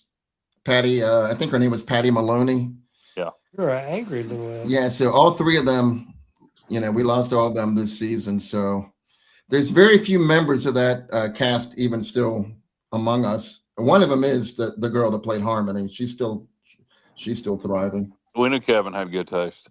All right, JR, by the way, that above and beyond with the going on the cast members, finding out they passed away this year, JR goes above and beyond with the information. JR is a facts person. Very nicely done, JR. I give your reviews 2 thumbs up. Very nicely Thank done. you, Kyle. I respect that. Absolutely. I'm dying to know. I've been waiting all week because Matt Simenza for 2 or 3 years now. We're like, he's like, Ernest Saves Christmas. And so I'm dying to know, Matt, I'm going to give you the floor. How was Ernest Saves Christmas? Take it away, bro. All right. Well, thank you for that introduction, Dave. So first of all, let me just say Kenny Curling is coming in hot with just destroying Ernest. I mean, that was fun. We're gonna need strong opinions tonight, especially when we get into worst Christmas songs of all time. So Kenny and Kevin and everybody else, keep the opinions coming. 2025, you mentioned really quick before I get into Ernest. It was another movie related. I was watching the original Terminator yesterday. The original. Do you know what year in the future that takes place? 2025. Yeah, he's John. He's John Connor's father. John Connor. Where's John Connor? Dang. Yeah. So anyway, Sarah Connor. that makes you feel old, right? But all right, Ernest. All right. So here's the thing, right? I am not above a good B-rated comedy, and that's kind of where I see this movie. Like, I'll watch B-rated horror movies all day long, comedies. Is it like a classic great movie? No, but it's the type of movie where, like, if I was just hanging around tonight, if it was on TNT or AMC and it was on, I would watch it again. So it is entertaining. I think Varney does a very good job. I also thought about like some of the things in that movie, like if you tried to pull it off in current times, they wouldn't allow that anymore in Hollywood, which was kind of interesting to watch. But what parts are you talking about? Like with how he basically brings the girl in to live into his house. Yeah, and then dresses her up in a schoolgirl outfit and all the Yeah, like it's just funny. But that was like in the 80s, like all that stuff was like so. You think back to like the movie 16 Candles, and that stuff was like just the things in some of those movies you just couldn't pull off anymore. But Blazing Saddles. Oh, Blazing Saddles. I'll give you another really good example of things you couldn't do in movies anymore or wouldn't do in movies anymore. We'll come back to it, but finish your review of Ernest Saves Christmas. So basically, I'll sum it up with this. If it was way better than I expected. I did enjoy it. Had some funny parts. Like I said, if it was on like TV and I was just at home, I would probably watch it again. But I think you nailed it, Kyle. One of the reasons why we like Christmas movies it's the ones that we watched when we were kids. Eyes of nostalgia. Yes. Right. So it's like a nostalgia thing. So you watched it a lot when you were a kid. So I get it. So, for you, it's like, Think about watching that movie at 8 years old, 9 years old, with like how hysterically you would have laughed at like Ernest backing up in traffic, when he goes to get the Christmas tree and, stay calm, Tannenbaum, and, he's backing the car up and just little stuff like that. Or, when the box falls on the skinny guy of the two guys Bob. handling freight, Bob, I think. Bob, yeah. So just stuff like that. Yeah, but go ahead, Matt. yeah. So altogether, all in all, way better than I thought. Far miles from being the worst, like we saw on that list. And Varney was funny, definitely some funny parts. So yeah, I enjoyed it. I would say it's a solid, like B rate. Is that the right word? B rate. Yeah. Movie, which I enjoy those kind of movies. I love serious movies too, but I'll watch those all day long. So it was good. Altogether, it was good. I'm going to tell you guys about something. I want you to watch it again.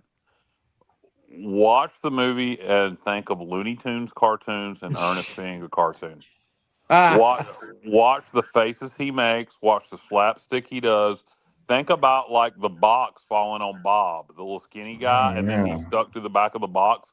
That's classic Roadrunner, Wile E. Coyote stuff.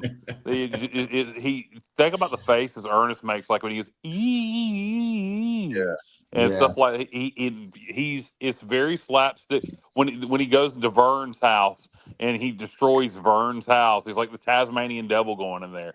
Go back and watch it and think of Looney Tunes and think of Ernest being a human cartoon, and I think you guys will appreciate it even more. Good point, Kyle. But I'm not watching it twice. I watched it once. I liked it. It never gets old. It always stays new. Hey, did he kill the guy? Did Ernest actually kill the guy that he picked up in the taxi when he backed up for the Christmas tree? No, he didn't kill the guy. He was still living. Okay, it looked like he was like maybe he rigor was mortis. Scared. He was zombified. He was scared. Okay, so Matt, we're starting an Ernest podcast very soon. Hey, final thought. One thing that I thought was cool. They did a nice little thing at the end. Well, I don't know if I've seen this in other Christmas movies, but essentially, like, the whole point was the Santa Claus was like prepping. He was like ready to retire. He was getting older, right? Yes, trying to find a new. So a nice little twist at the end was they hook him up. With with Mary. Yeah. The old lady, yes. So now he retires. He's got a nice little girlfriend. Good for Santa Claus. Great pickup, Matt. Great. Does anybody remember Santa Claus's name in that movie? His real name? Kyle, I wrote it down, but it's downstairs. I can run down there and get it. But yes, thank you. I wrote it down because I was like, this is interesting. Yeah, okay. Not Chris Kringle, Seth Applegate. All right. Yeah.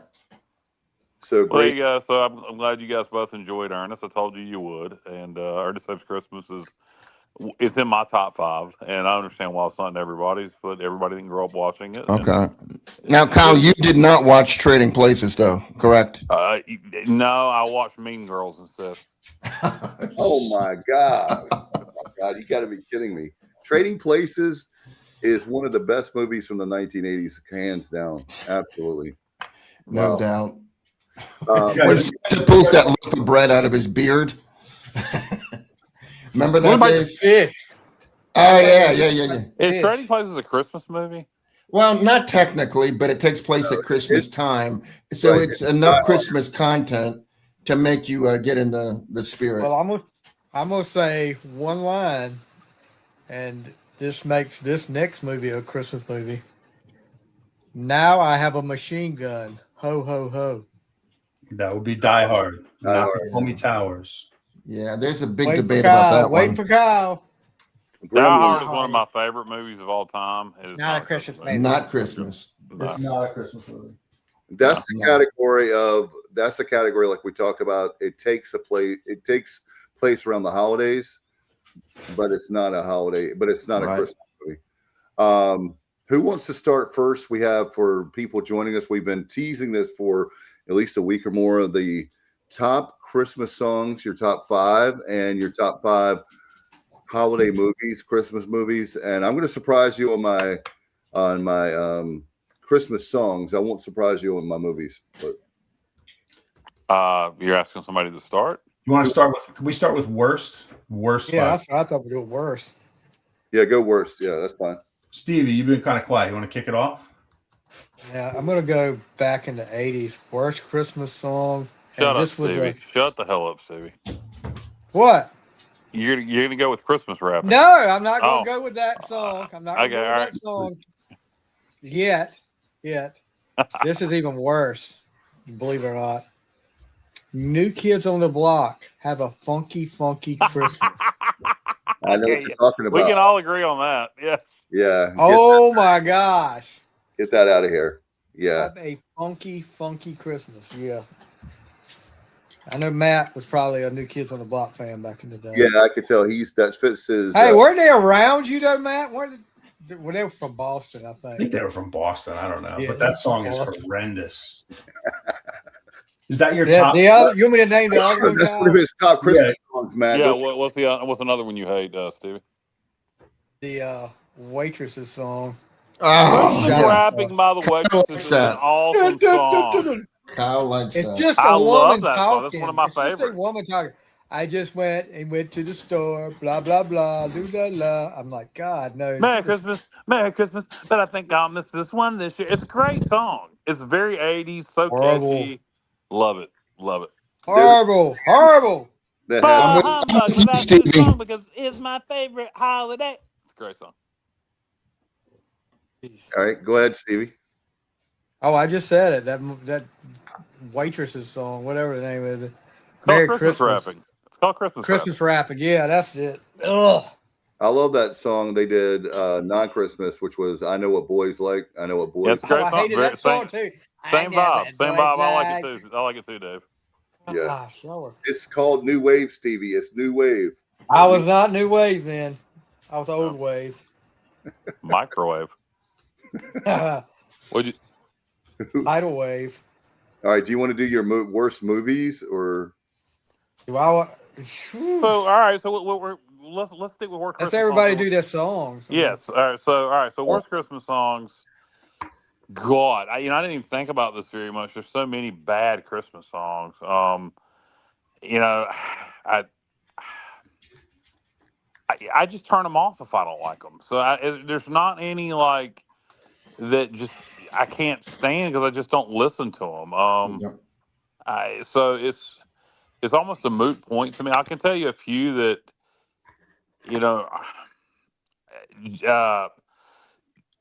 Jingle Bell Rock is one that I'm just, as a kid, I loved it, and I'm not a fan of hearing it as an adult. Oh, shut up. Brenda Lee. You talking about Brenda Lee?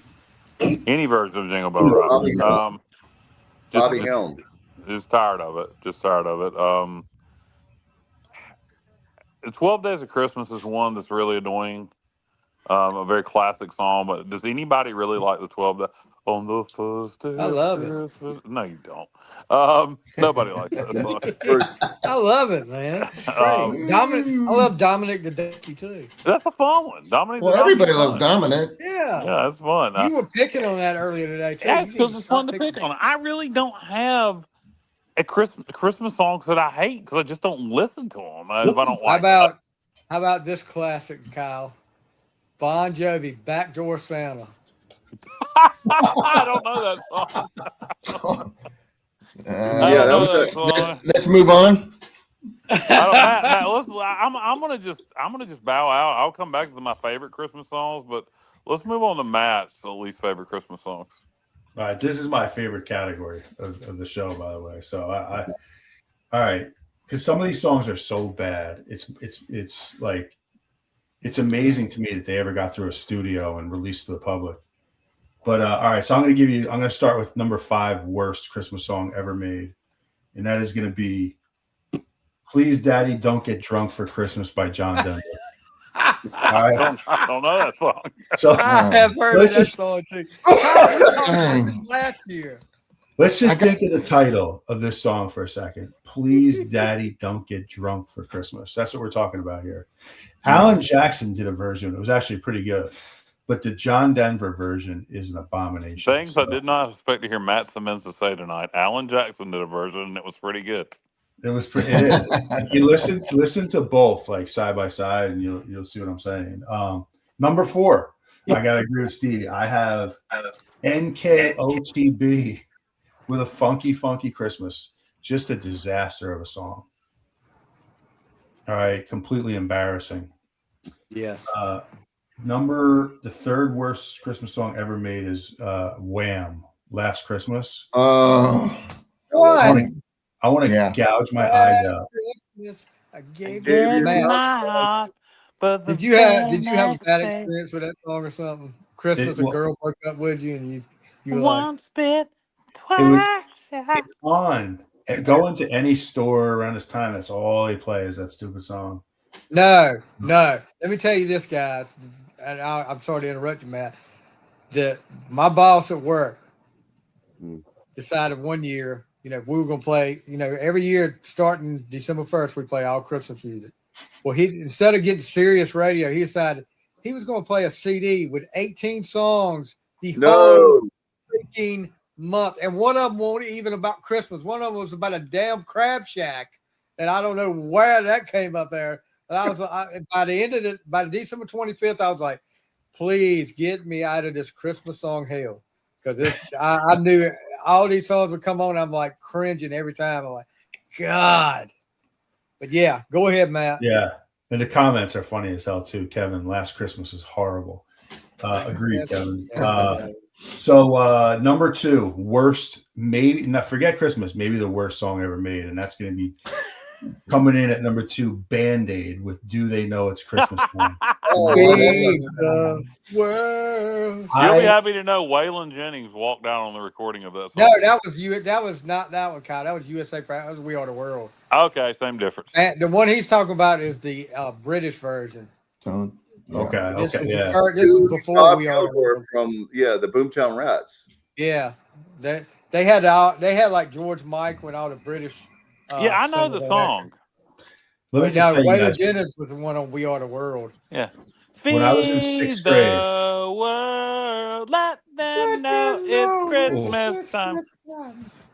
when I was in 6th grade, one of the reasons why I hate the song, besides the fact that it's awful, you were forced to do chorus in like middle. You had to sing this song. And we had this teacher that he was just like over the top, just wanted to sing. And so I would stand in the back row. I refused to sing it. And so the teacher sent me to see the principal one day because I refused to sing that song. Oh my God. So it's twofold. It's awful. But all right, number 1 worst. I know it's worst. gonna be. When I'm in the car driving and it comes on, I want to drive off the road into a bridge embankment. I want to like put on headphones so I never have to hear it again. And it is. Are you ready for this? We're ready. Wonderful Christmas Time by Paul McCartney. Kill me. Simply having a wonderful Christmas time. Kill me. The bells are. I mean, that song is an embarrassment to humanity. I'm trying not to laugh like that. We're gonna get tagged on YouTube now. No, Facebook, YouTube will allow it. Turn it off. We're going to get copyrighted. I feel like I'm going to throw up right now just from hearing that. I just want to get Matt's reaction. I know he hates this song so much. God, that song sucks. I know I'm going to hear it before the end of the holidays, and when I do, I definitely think of you, Matt, and hopefully not think of you driving off the road. I don't like. I'll tell you one I don't like. That is Anne Murray. We're from Pennsylvania. They're driving down to Dixie sunny shores. From Atlantic to Pacific, yeah, that's right. No place like home for the holidays. Now you would. No place like home. It's Perry Coco. It's original. Yeah, I just think of Anne Murray's version and her looking like a dude. Okay. Yeah, she did. Do you guys have any objections to that 5 worst songs ever? I'm going to endorse them so we can move on. I'm endorsing Matt's. Yeah, I'm endorsing Matt's choices and co-signing with them. Here's what I didn't dislike Last Christmas though. Last Christmas. I love Last Christmas, but but I understand why you go with the Wonderful Christmas Time, and here's why. You think about Paul McCartney and John Lennon, two of the best songwriters of all time, and you think that's where you got me thinking, Matt, on this one, where it's not that I think it's a bad song. I think it's mediocre at best for Wonderful Christmas Time. But you think about these are the you wrote Hey Jude. I mean, I could start naming all the Paul McCartney songs he wrote. And it's definitely, if I put it in that context, it's probably the worst Paul McCartney song he ever wrote. I will give you that. I do listen to it, but compared to his catalog of songs, it would have to be towards the bottom, if not the worst Paul McCartney song. Dave, do you have a top 5 worst or a couple that you don't like? Not really. I think it's not that I don't like the songs, it's the overplayed.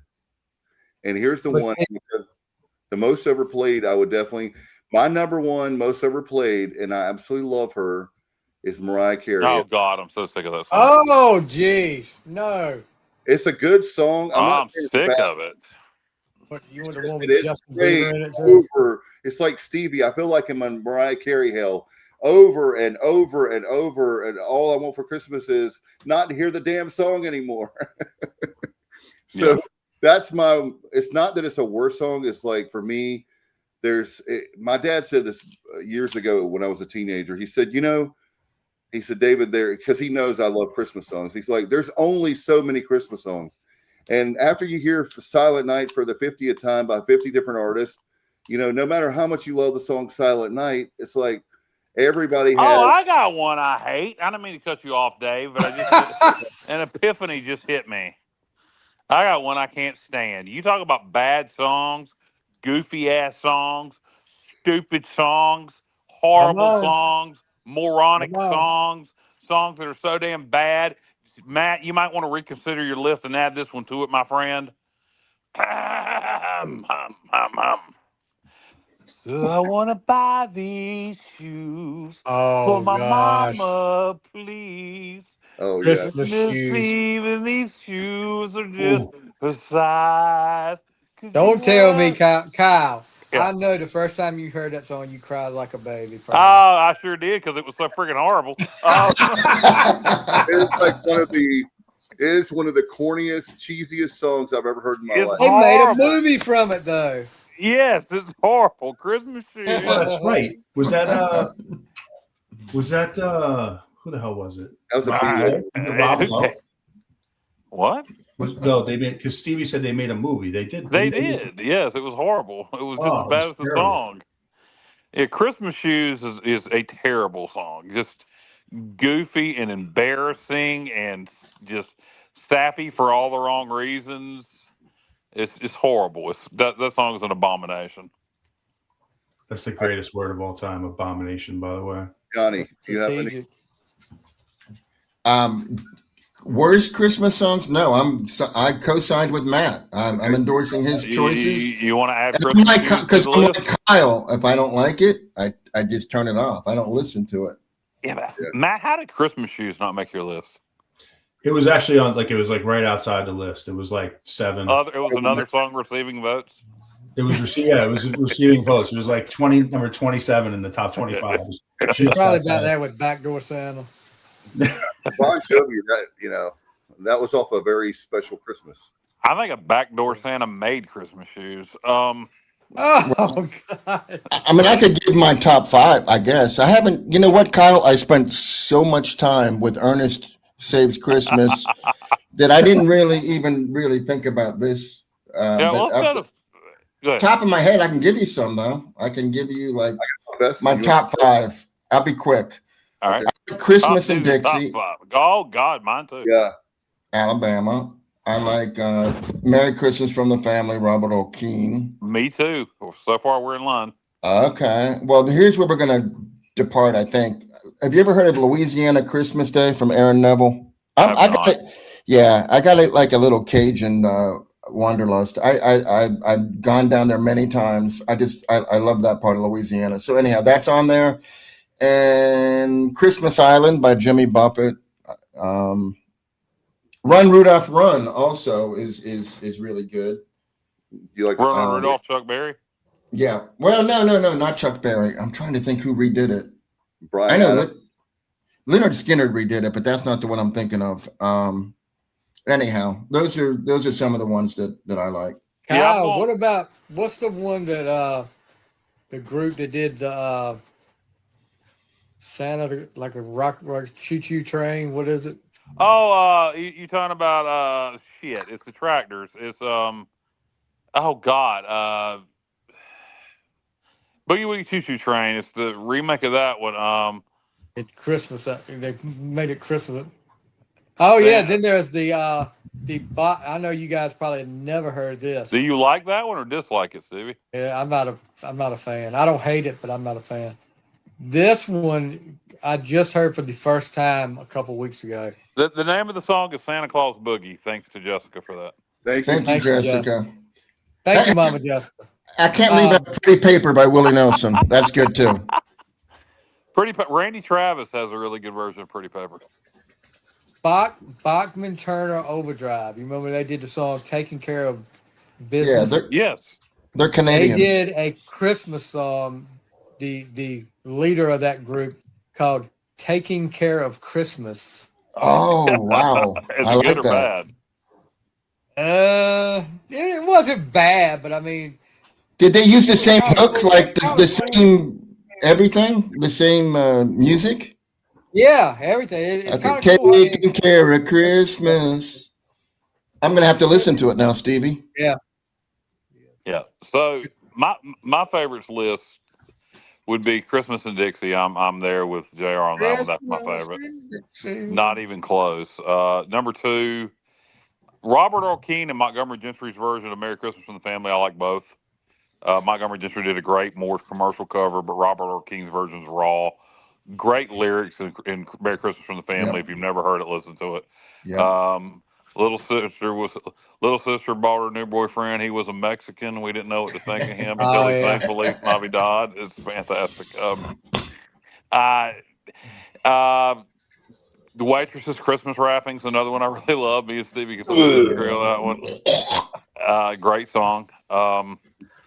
There is, and I don't. You guys will have to look this up. I love this song, and I cannot remember who sings it, but it's "Christmas Old Lang Syne." And it's a classic song. Is That that Dan Fogelberg. Fogelberg? Yes. He's good. That's a That is good. beautiful I do like song. that song, Kyle. Yeah. That is a beautiful song. It's I hadn't to heard the that in years. to the Rest his melody of soul. old. It's to the melody of Old Lang Syne, but it's Christmas only. Beautiful song.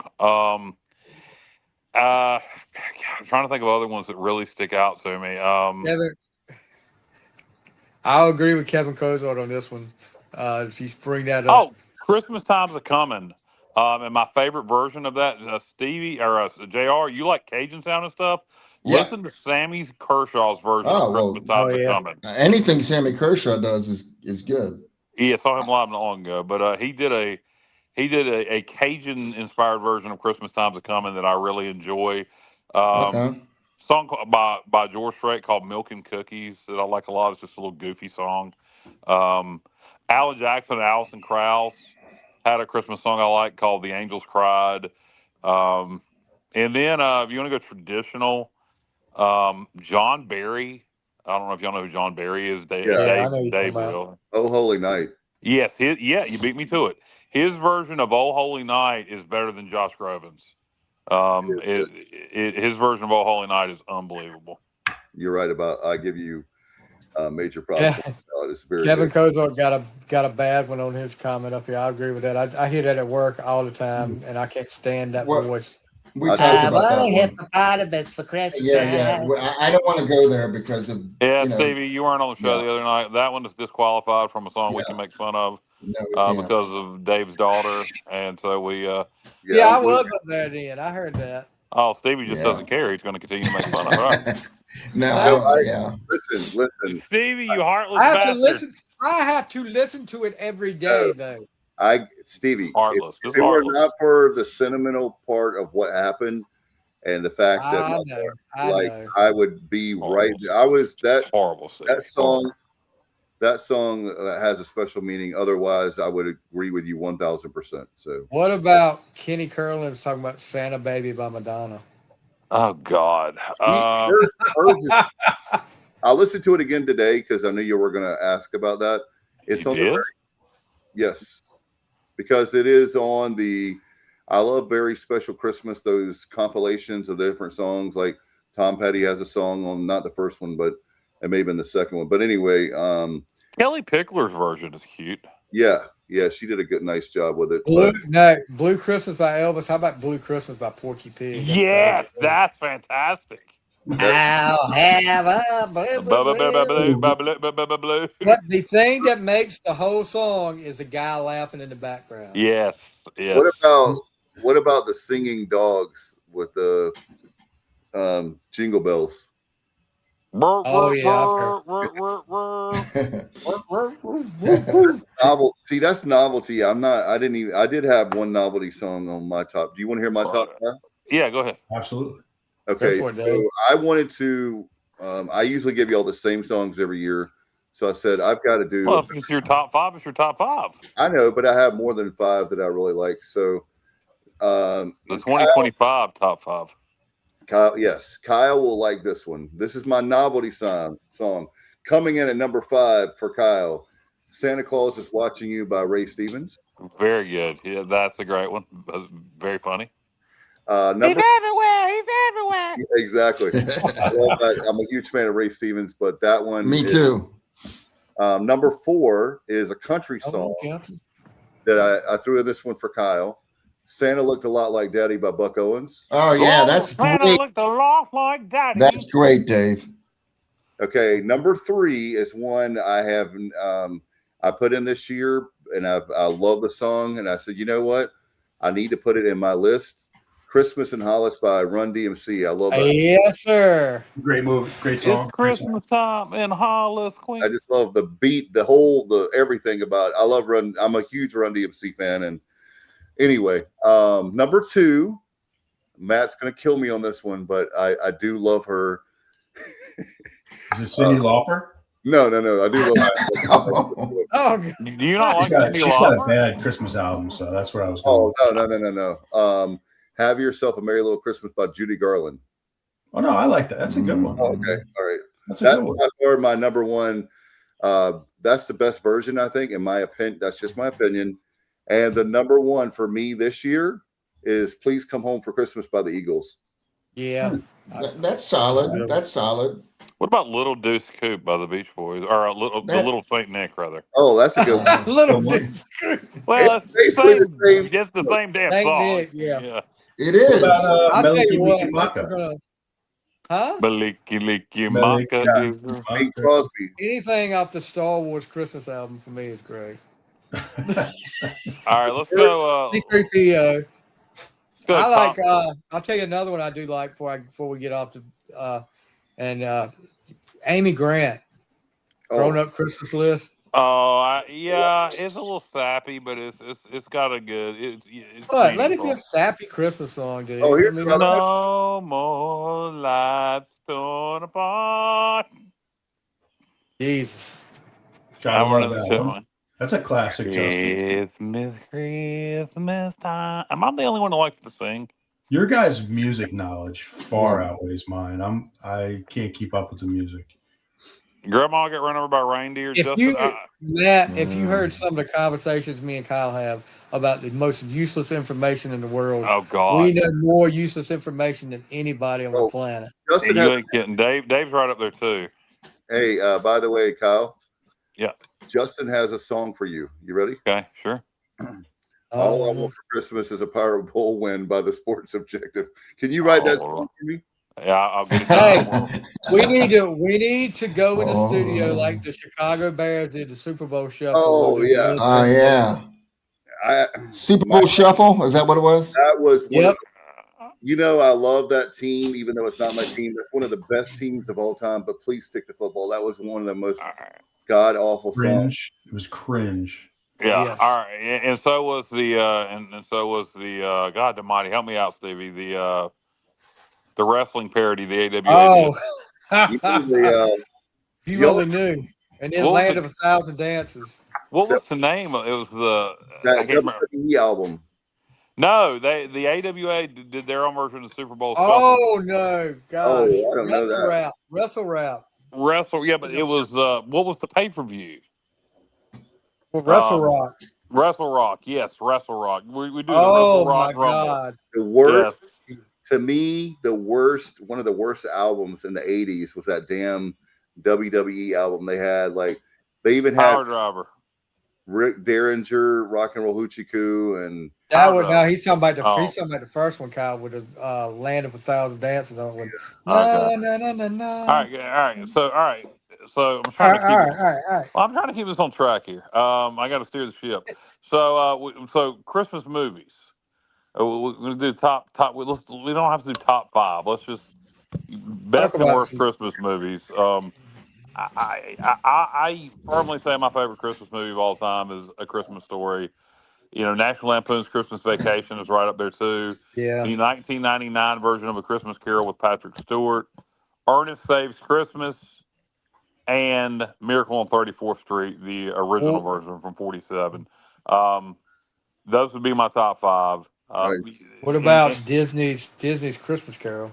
That Disney's Christmas carols are garbage. Jim Carrey's the worst Christmas. Is the worst. No, ever. The animated Mickey's the animated Christmas one Carol. is called Disney's Christmas Carol. You mean Mickey's Christmas Carol? Mickey's Christmas Carol. That was good. Okay, that's different. All right, that's a different category. Yeah. Movies and you got movies, and then you got animated and stop motion specials. So I'll give my top 5 for those. Rudolph, Charlie Brown, Garfield's Christmas, very underrated. You should still be shown, and it's not. Those are easily in my top 3. After that, I'm probably going to go Year Without a Santa Claus, just because of the Miser Brothers, Heat Miser and Snow Miser. Heat Miser. Hey, I'm getting a Heat Miser ornament for Christmas. I shouldn't know that, but I do because I got an email alert. My wife accidentally. JR, do you want to sing Heat Miser and Snow Miser? You can be Heat Miser. I'll be Snow Miser. No, I am definitely Heat Miser because my wife she's called me that for years. Because when I wake up in the morning, my hair is literally like flames reaching for the sky, and she's like, "You're the freaking Heat Miser."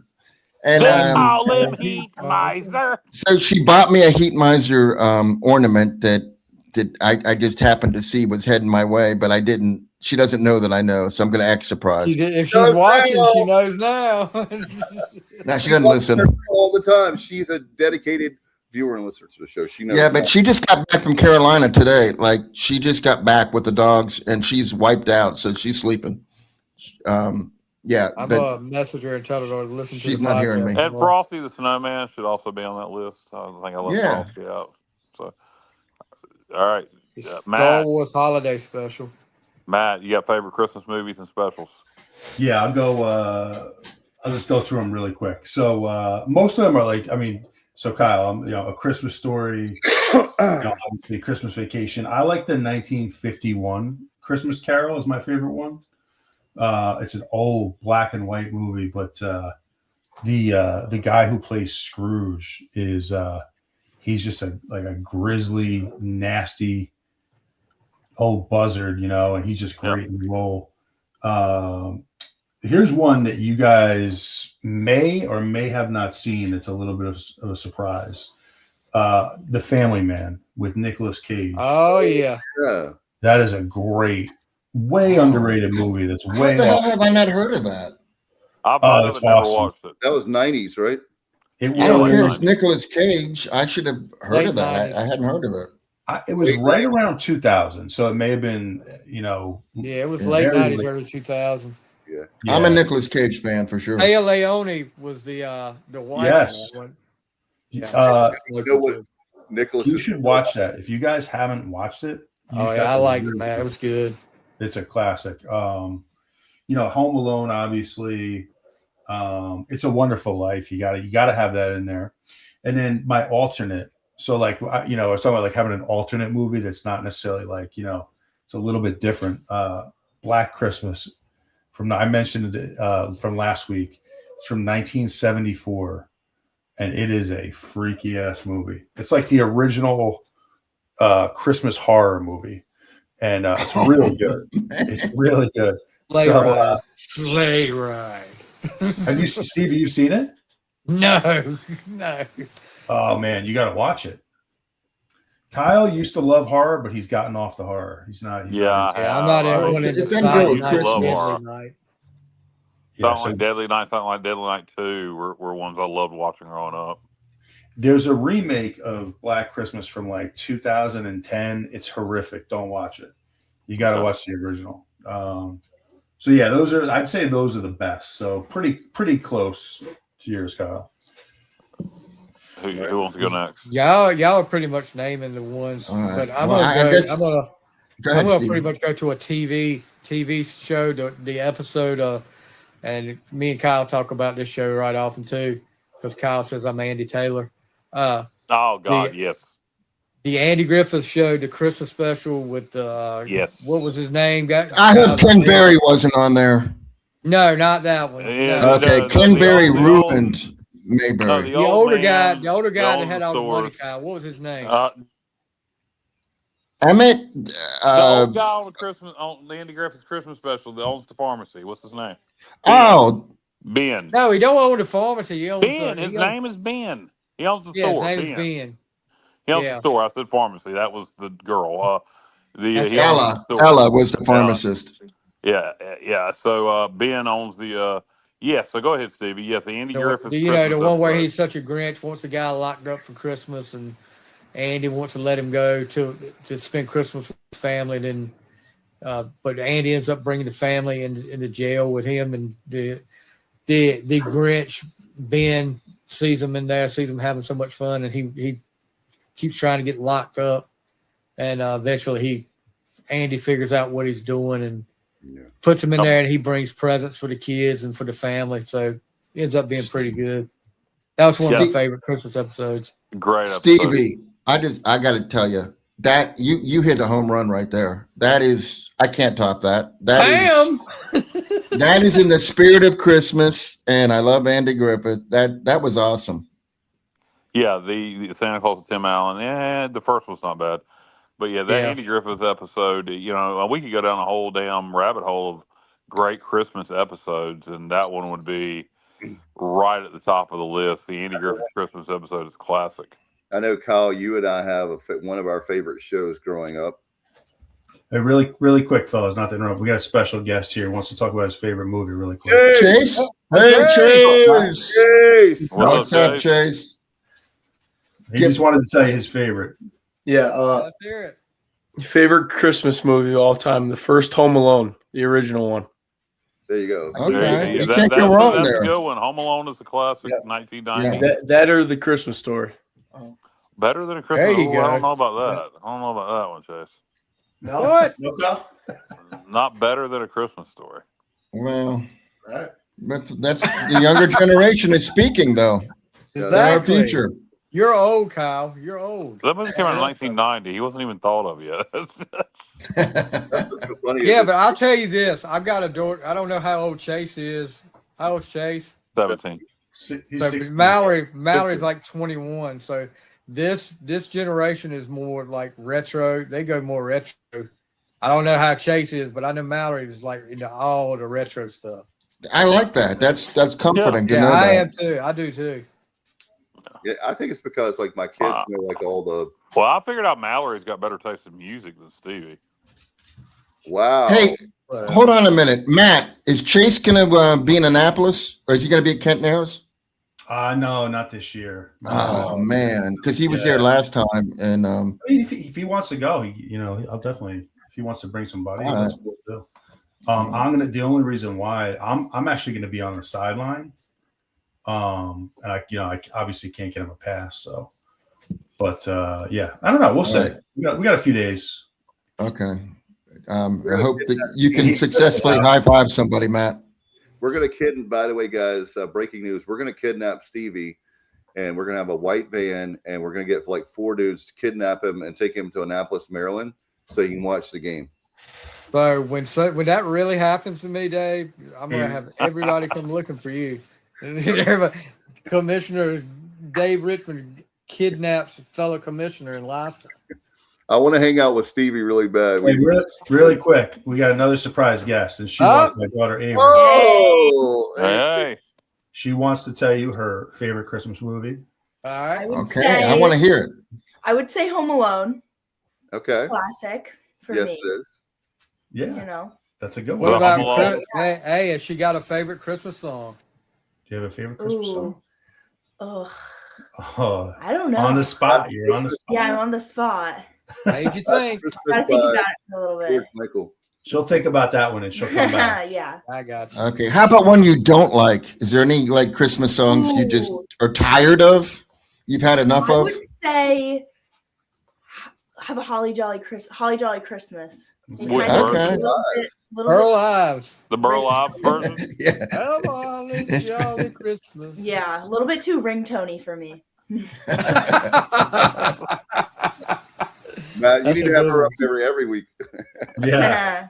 All right. Good job. Merry Christmas. All right. Merry Christmas. There you go. All right, guys, this is going to be next year. We're going to have to try to find this movie. Oh, I looked at the top 10 worst movies of all time.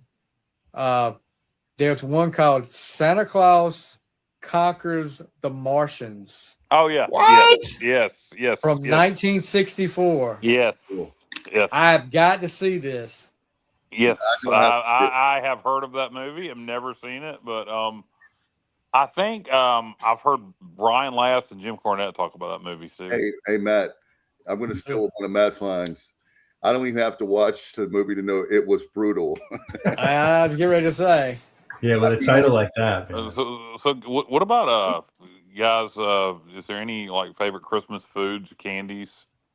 Yeah, I was going to say. Well, my Christmas movies. My favorite Yeah. would be. Okay, go ahead. Go Yeah. ahead. I didn't go yet, but that's okay because I loved everybody's input was really good. I like Dirty Santa. That would be my number one. You mean Bad Santa? Bad Why Santa. do I keep saying that, Kyle? Dirty Santa. I keep saying it because it's Hey, Matt. it's Bad Santa. I love Billy Bob Thornton.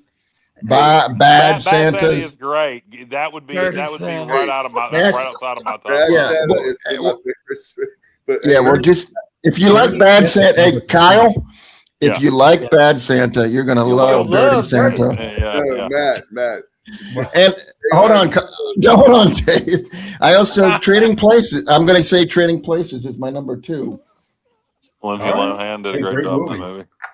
Yeah, and so I know you haven't seen that yet, but I wanted to say earlier I said that the Ernest Saves Christmas would be the Independence Bowl of Christmas movies. I'm going to say that the Rose Bowl would be A Miracle on 34th Street, and that the Sugar Bowl would be A Christmas Story. So that's where I'm going with that. Good taste there. Wow. Miracle on 34th Street, one of the best endings in movie history, and A Christmas Story is a classic. Well, not the end of the courtroom scene ending is just classic. Hey, I give you to circle back. Matt was talking about you couldn't get away with the teenage girl staying with Ernest and dressing her up in a schoolgirl outfit. How Yeah. about on A Miracle on 34th Street? So the mom comes home from the Christmas parade and doesn't know where her daughter is. Her little girl who's about 8 years old, and she's in a man's apartment who lives at the who the woman doesn't even know yet, and it's just she's just in this random man's apartment by herself. The Polar Express. Hey. Justin, what are you 12? No, He's he's talking Breaking about. news. We're gonna take. guys. Breaking breaking news. news? Santa Claus Conquers the Martians is on Amazon Prime Video. There you go. We should do we should watch that movie and do like a live reaction show. Speaking of watch-alongs, tomorrow night on over, and we'll post it on our social media, but over on the On the Fly podcast, Stevie's podcast, me and Stevie are going to do tentatively at 7:00 tomorrow night. Plans could change. We're going to do a watch-along to Starcade '86, Night of the Skywalkers, which was in the holiday season. Starcade used to always Not be the Luke and Leia. Oh, time out, Kyle. That's when East Carolina's going to Chapel Hill to play the Tar Heels the same time. Ooh, well, chances are that's not going to be worth watching. So we'll probably stick with Night of the Sky. Now, if it's a close game late in the second half, we're probably going to have to turn off Night of the Skywalker. Hey, Matt's going to be watching it because it's going to be a horror movie. But. Oh, dude.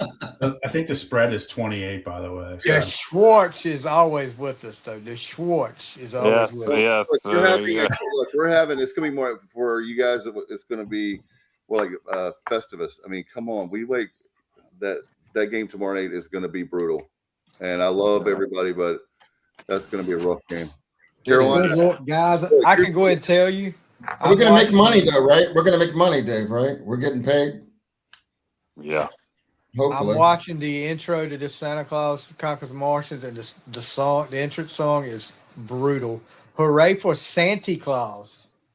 Wow. Just say that. Hey, you guys remember the show, like when we were kids, there were like two talking heads and you could just see like a shadow figure and they were breaking down movies? Yeah. No. You know what I'm talking about? They were like in a theater. You could just see they were like from a balcony, yes. Yeah, but you couldn't see their faces. Anyway, that's what I'm thinking for your watch along for this. I'm sure Matt would.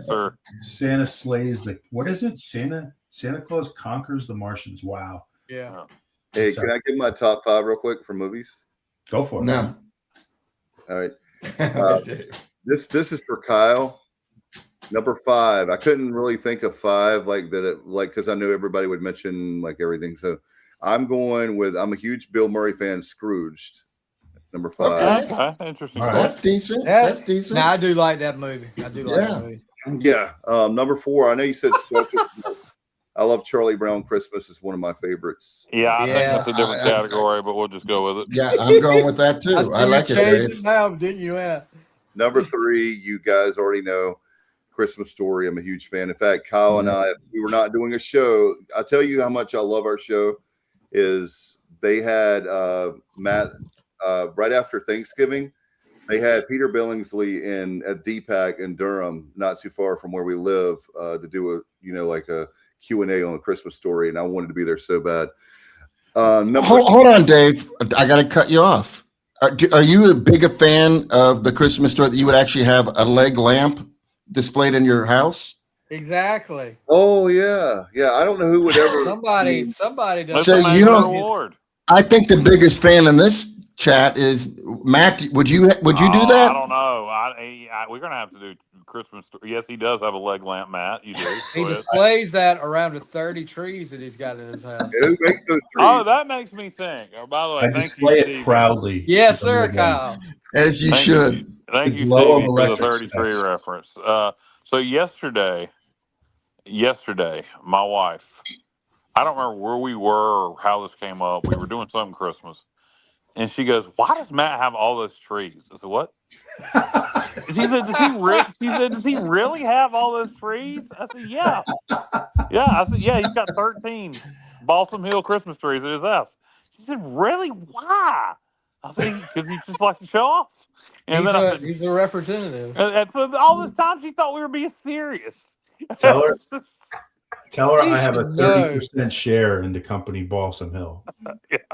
I'm a minority owner. Yeah, that's right. No, I already clarified it was all a joke. Can I just tell you guys how much my son loves you guys? Because he's not with me tonight. He's at his mom's house, but he was dying like a week ago or so when y'all were doing that, like giving Matt a hard time. The Balsam Hill. Yeah, he was dying. Like real of Balsam Hill. Like, it was funny. It was very funny. It was very funny. Especially the first 40 times. Found my thrill. So all right. So I quickly anybody, I ask again, does anybody have any favorite Christmas food or candy that sticks out, or both? I do. I can take it because I knew you were going to ask this question. I got to find it. My grandma, my dad's mom, we called her Nanny. She had candy dish. It was an antique candy dish. Yeah. She would have either the cream drops or orange slices. And every year, my mom still has his orange slices. Yeah. Every year I make sure this time of year I have the cream drops and the orange slices because I do miss my grandma. this time of year is hard for because I'm a big like you guys. I'm a big family man, so Yeah. my family, a lot of my family's gone. They passed away. Yeah, same. So it's hard. That's really hard. But the way that I can, kind of be there with them is have some of the same traditions. But the cream drops, orange slices are my two Christmas things, like candy wise, that I do. Very I can cool. go ahead and answer Matt's for him. I know he likes to serve those sweaty balls. Big sweaty balls. Stevie. It's a step away from you guys loving boudin balls down there. No, we ain't Louisiana. I could go for some boudin balls, but we ain't Louisiana. Boudin. You remember Chef from South Park? Oh, yeah. Isaac Hayes. Isaac Hayes was. Yeah. All right. So anybody else guys got any I got one, yeah. foods? Yeah, go ahead, Stevie. Well, Or JR or Matt or whoever you are. Go ahead. No, I don't have. Go ahead, I Matt. I misspoke. I meant to say go ahead, Matt.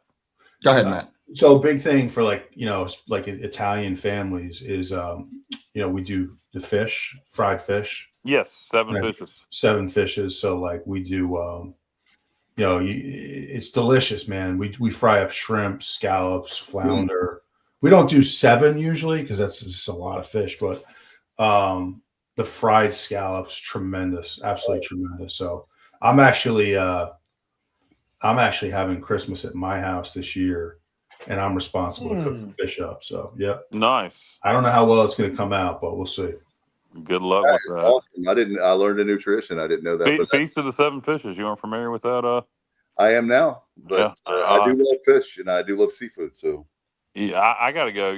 He just put on the screen sausage balls. That is something we have every year at Christmas.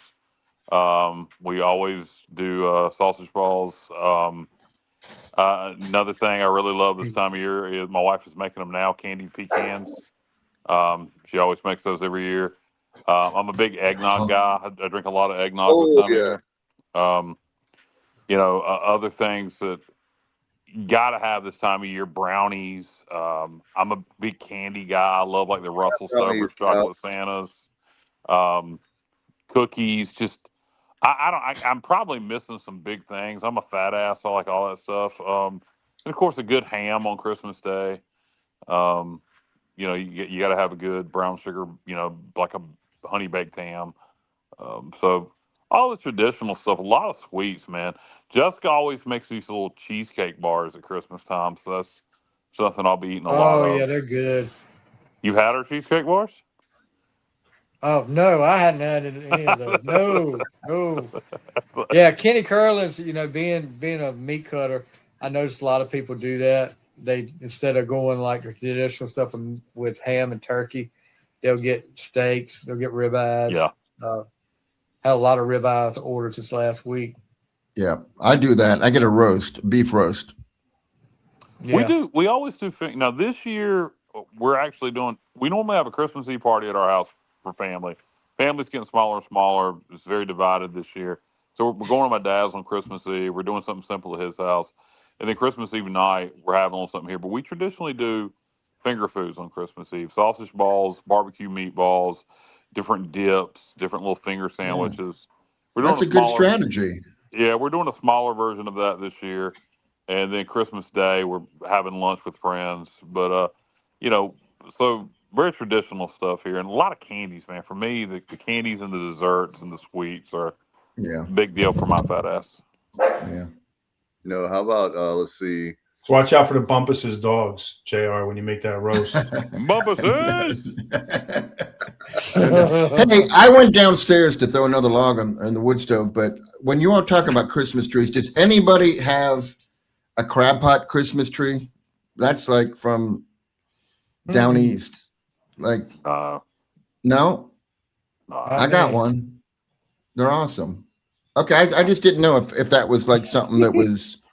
Have anybody ever heard of one? Heard the term, yes. Yeah, they're pretty cool. So I have one. Just to keep it like local, like keep it Carolina. It's a Carolina thing. But as far as foods go, what people from North Carolina never say? What? Carolina. We never refer to Northeastern North Carolina. It's Carolina. So if you want to be a true Eastern North Carolinian, quit referring to North Carolina as Carolina. All right, I'll take that into consideration, Kyle. Okay, all right, thank you. I had As far as foods go, how about like peppermint bark chocolate? Like, Yes. What was, White chocolate, peppermint bark. Yes. yeah, that's good stuff. my grandmother used to have like walnuts or like the nuts and and you had that nutcracker thing at Christmas time. Did you ever have Brazil nuts at Christmas? What? Nothing. I think I heard that. You know what I'm talking about? I know, yes, I do. I just had a thought and it popped in my head, and then I'm going to stop there. What was the what's the name of the Stevie probably knows exactly what I'm talking about. Maybe Yes, nobody I else do. does. Okay. what's the oh my god, what's the company that has like a kiosk that you buy like a party tray kind of thing? Pepperidge Farm. The farm. Pepperidge Farm knows. Yeah. Not as much as Balsam Hills trees. That's from Family Guy. Pepperidge Farm knows. Yeah, I know. Pepperidge Farm knows. Well, Kyle, you need to make a Balsam Hill song. Okay. We looked for one. We actually looked for one. I tried to make a Balsam Hill song on the AI song generator. It wouldn't let me because Just- Balsam Hill being copyrighted. Yeah. Oh, We man. need to make one Y'all called boys Spencer's can't. Tree Farm. Y'all Southern boys buy those crap trees where the needles just fall off all over the place. We got up here. We got the real ones in the Northeast. We got the real trees. Kyle, we can just make up a song Yup. called Spencer's Tree Farm. Y'all have those spruces where the needles fall off everywhere. You're trash, Matt. We don't have spruces. Where do you get that from? We have Fraser furs. Fraser furs. Fraser furs are like Fraser. Fraser furs are like, the McDonald's of food. They're Fraser like, Crane. Well, I think McDonald's would be the McDonald's of food. I think you mean Fraser furs are like the McDonald's of trees. Exactly. Something like that.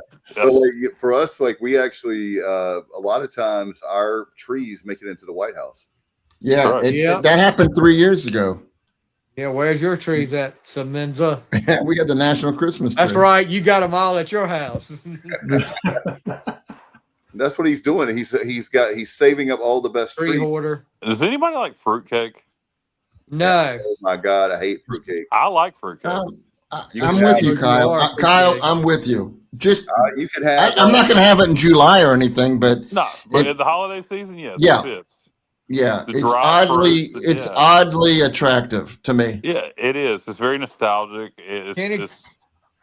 Kenny Curl is the Chinese restaurants will be open on Christmas Day. Yeah. Has anybody ever? I've done that. We've eaten Chinese food for Christmas dinner before. I had a situation probably about 15 years ago where the person that was supposed to cook on Christmas Day did not, and so nice. Yeah, they said they were. Was that you, Dave? No, it was not me. I would be if it were me. I would say, but I don't. It was his ex-wife. Nope. But we're just going to go with it being your ex-wife. Okay, go ahead. But anyway, so we ended up to go to a takeout place in Greenville to get Christmas. Our Christmas dinner was at Chinese food. Yeah, well, we've done this. I guarantee it was ready in 10 minutes. 10 minutes. They told you it was duck, but it was really the raccoon they caught outside of the restaurant. Oh boy. Or what was it? What was it they were selling at that Chinese restaurant in Greenville several years ago that shut down? It was like cat and dog and all kinds of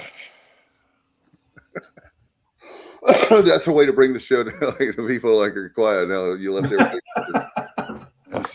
Yeah, but look, we got the best part of the show still ahead. You find the article. Find the article where that happened.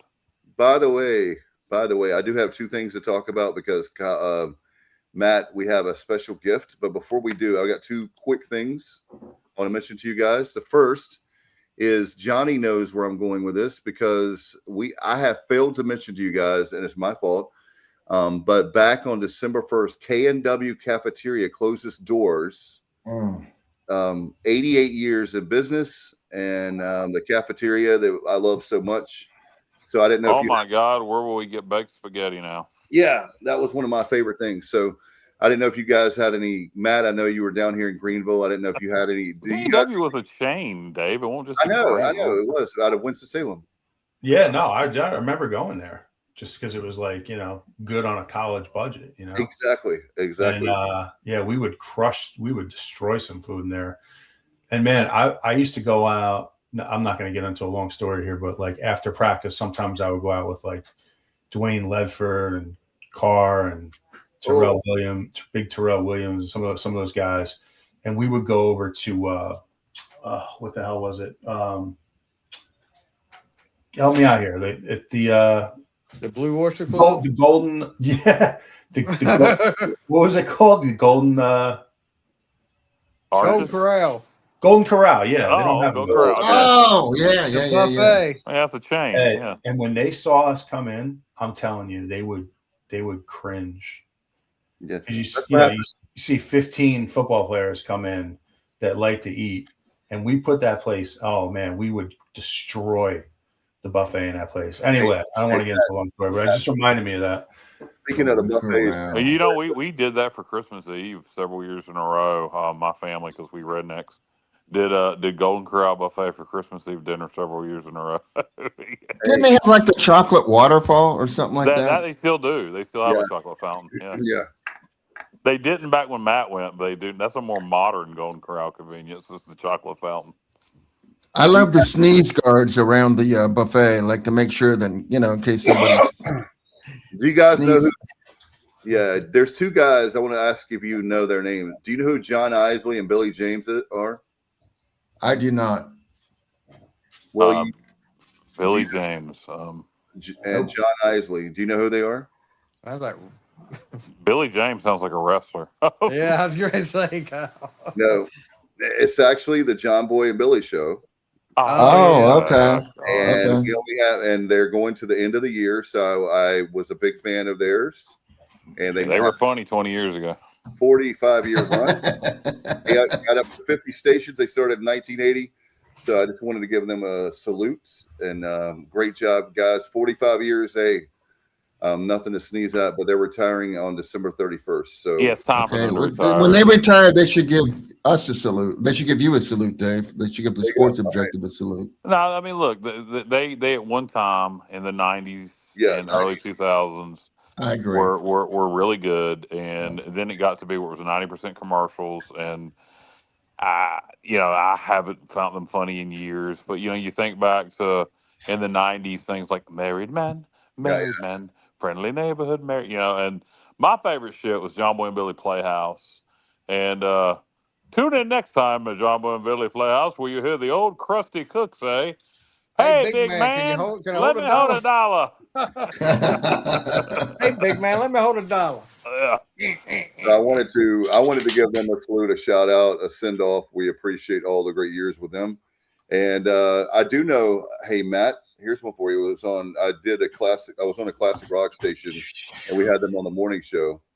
We had them for the morning show. How many songs do you think, guys, they played in 1 hour? Just a fun fact, really fast. Who? How many? What'd you say, Johnny? No, who are we talking about? I said two. John Boy and Billy. Two.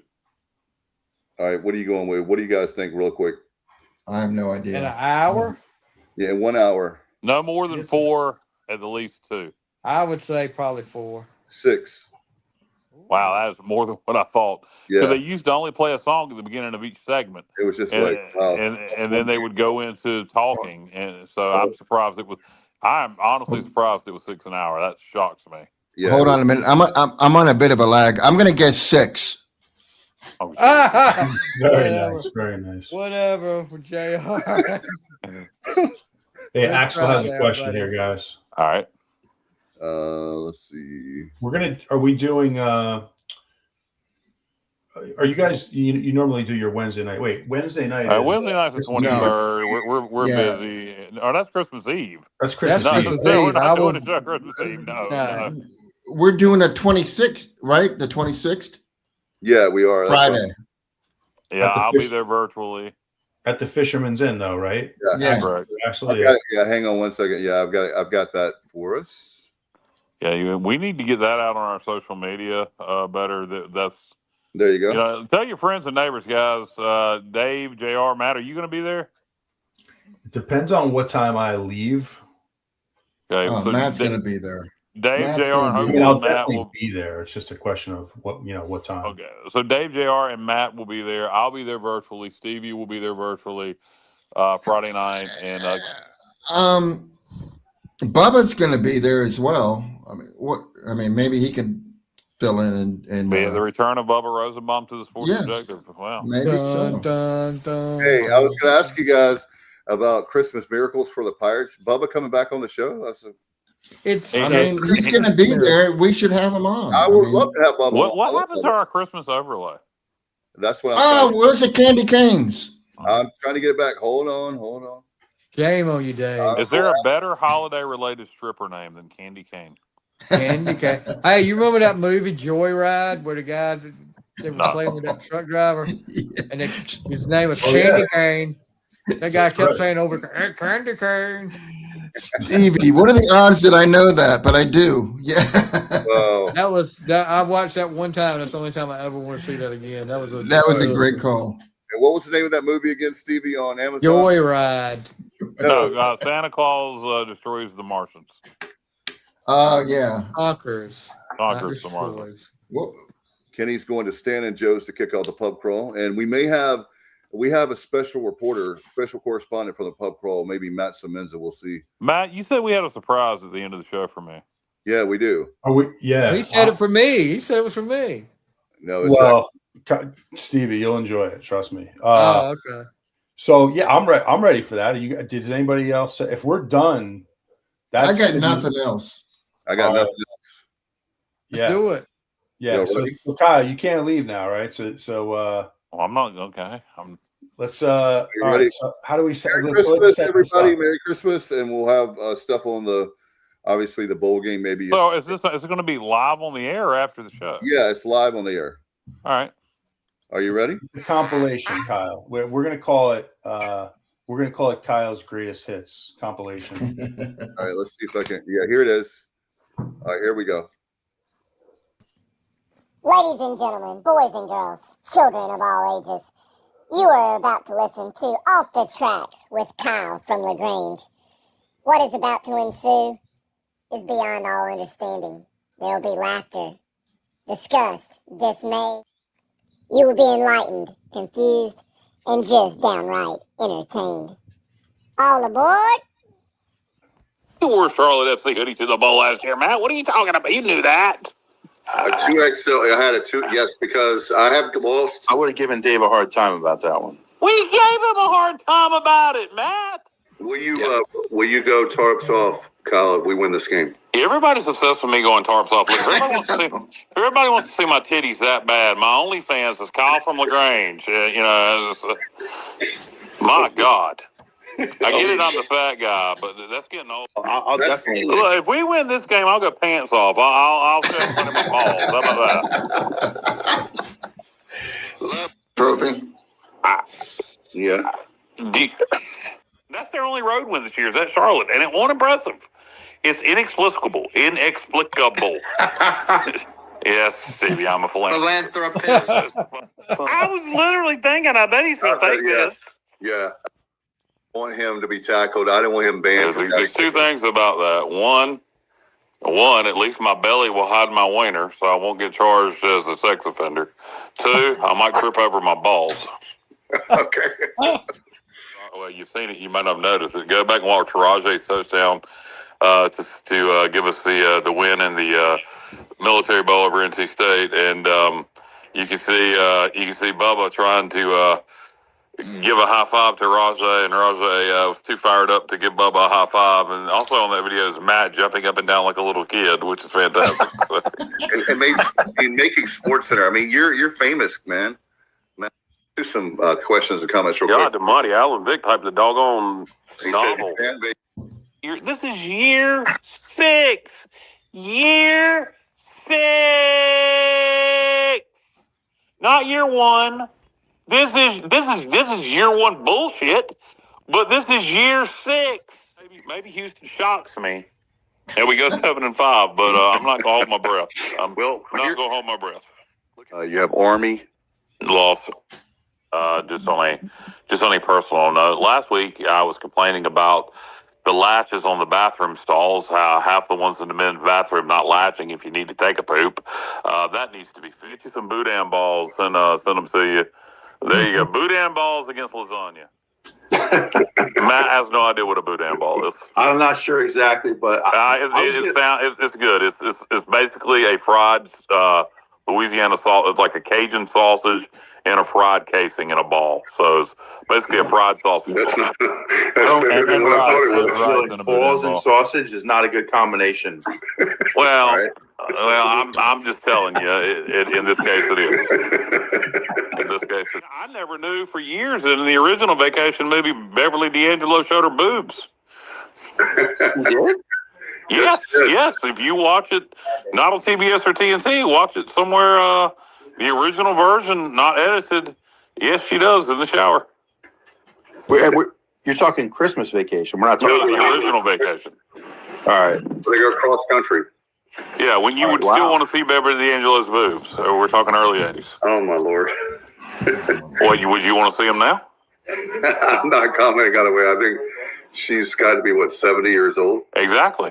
And she was starting to get, starting to hit middle age in Christmas Vacation. But in the early 80s, in the original Vacation, they were still standing up nicely. Vacation?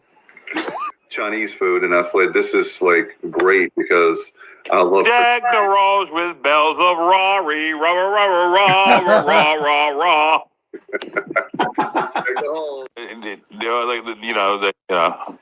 I love this from Monica Fragile. They could have been a bowling alley. Did somebody drop you on your head? How could they drop me onto my own head? No, not onto your own. Are you effing with me? I agree, Kyle. Gremlins is not a Christmas movie. I'm worried about Pitt's pass rush as well, but Dennis is God, Jesus Christ. Dennis not Pitt's quarterback, is he? No, Dennis our quarterback. Yeah, that's why I shouldn't do the show when I've been drinking. That's probably not the best idea. Yeah, he's from Texas. When I've had multiple shots of Jim Beam. They have two quarterbacks that are very capable. So even if one should be throwing at the 2 on 1st and goal, exactly, we should be able to run it in without it being a struggle against an FCS team from the 2 on 1st and goal. I mean, it's ridiculous that we get down there and we can't score. It's the same show right over and over again. We go up and down the field. We get to the red zone and we can't stick it in. It's pathetic. This whole Scotty Montgomery, he's got to go. He's got to. Right. This is comedy. Hey, what? This is comedy. Comedy of errors. Oh, it's funny to you? Yeah. No, it's not funny to me. But it's a comedy. I mean, what we're doing is a joke. So it's a comedy. That's all I got to say about that. Well, a school like ECU. What is a school like ECU? Memphis? I just beat Arkansas. Tulane? They've been making the New Year's Six to become the playoffs now. There are schools like ECU. What the hell does that mean? I hear Gilbert saying that crap all the time. And that's the kind of culture we have. We have a culture that is okay to be mediocre. Stupid ass Gilbert will sit there and go, well, we've got the 4th best revenue sharing going forward, it looks like, in the American. We're never going to catch Memphis. Well, why don't we do something to try to catch Memphis? If you're watching, grab that clip. Doofus. It is incredible. Nobody's bandwagon. Yes, it is. Yes, it is. If you're a real fan, stand by your program. Stand by your program. Make sure you kiss their ass. Bandwagon means you decide. Bandwagon means when you're winning. When you're winning. Suddenly, I feel like I'm at Bob's Country Bunker in Blues Brothers. Bandwagon means you decide you're USC. No, winning. You're great. Everything is great. And we're losing. When we're losing, you want to jump ship. Fans, for you to call people bandwagon fans when they're giving money to NIL, when they're giving money to the Pirate Club. We have a you can play.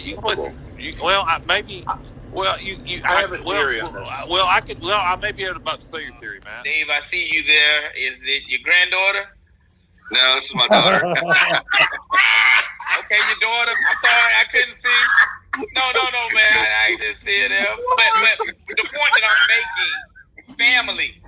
Look here, man. Kyle, you crazy. But listen, the point I'm making is family. But your average person needs to have the tank tickled. That's what's going to get them fired up. Something personal. Holy shit.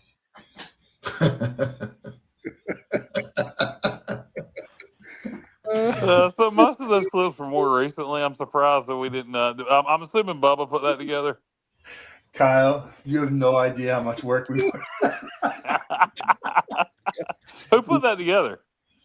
So we pulled up all clips, and then Bubba obviously did all the editing. Hey, I wonder why he chose so many more recent ones. That's because I think probably some of my funnier stuff is older stuff, but Yeah. I do appreciate the tribute there. It seems like I'm dead, but I'm not yet. But I appreciate the trip down memory lane and the tribute, and you guys take the time to put that together.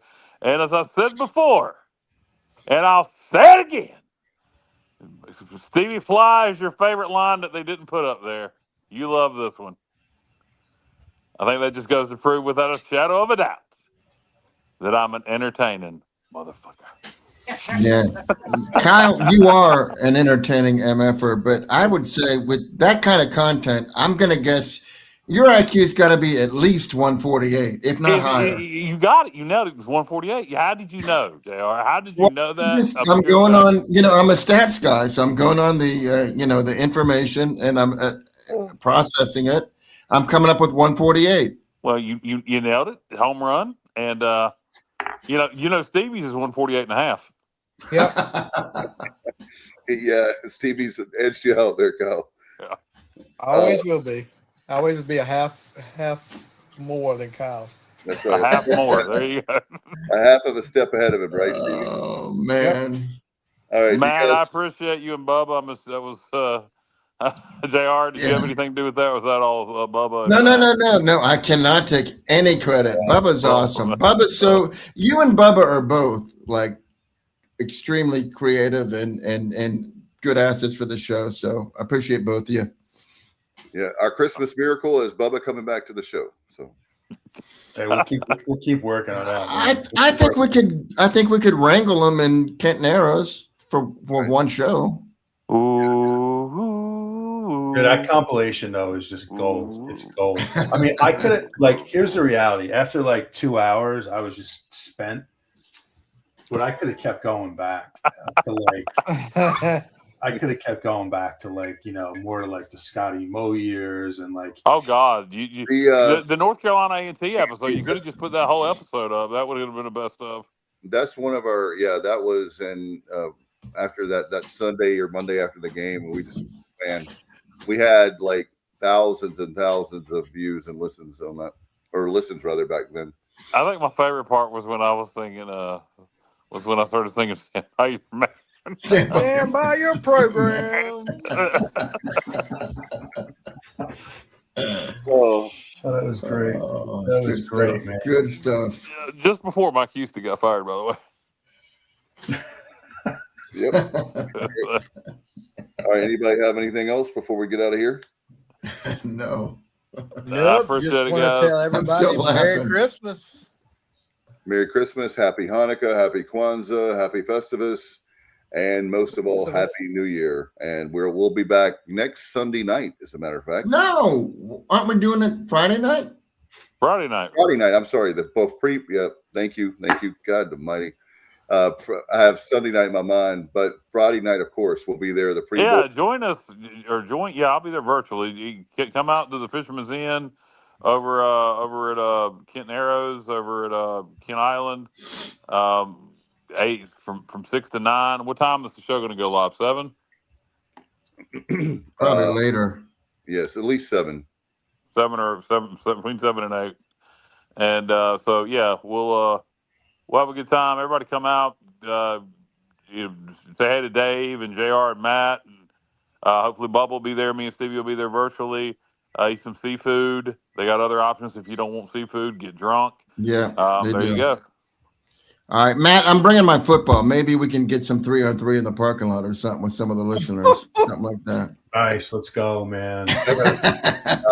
And bring Chase too. We might need them. We're gonna need come some to- young people who aren't gonna like be pulling hamstrings.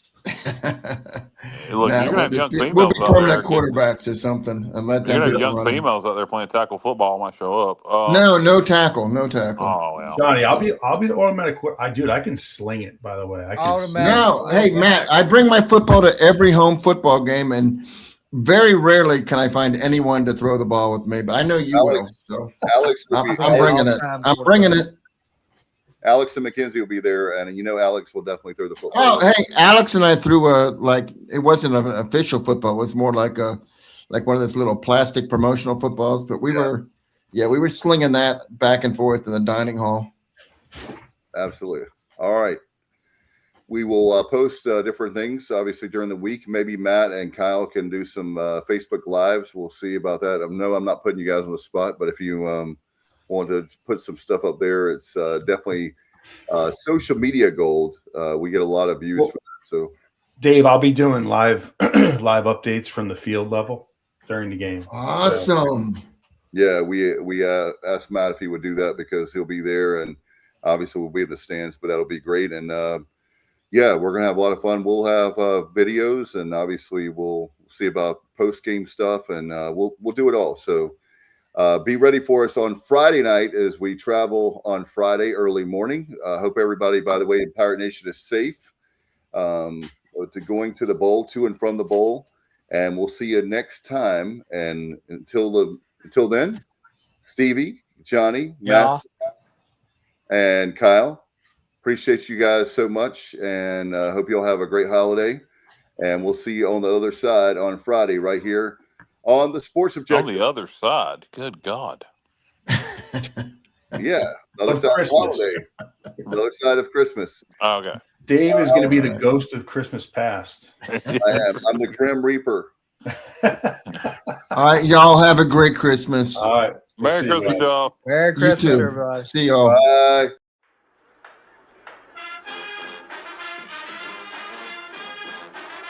You're watching The Sports Objective, the podcast for Pirates.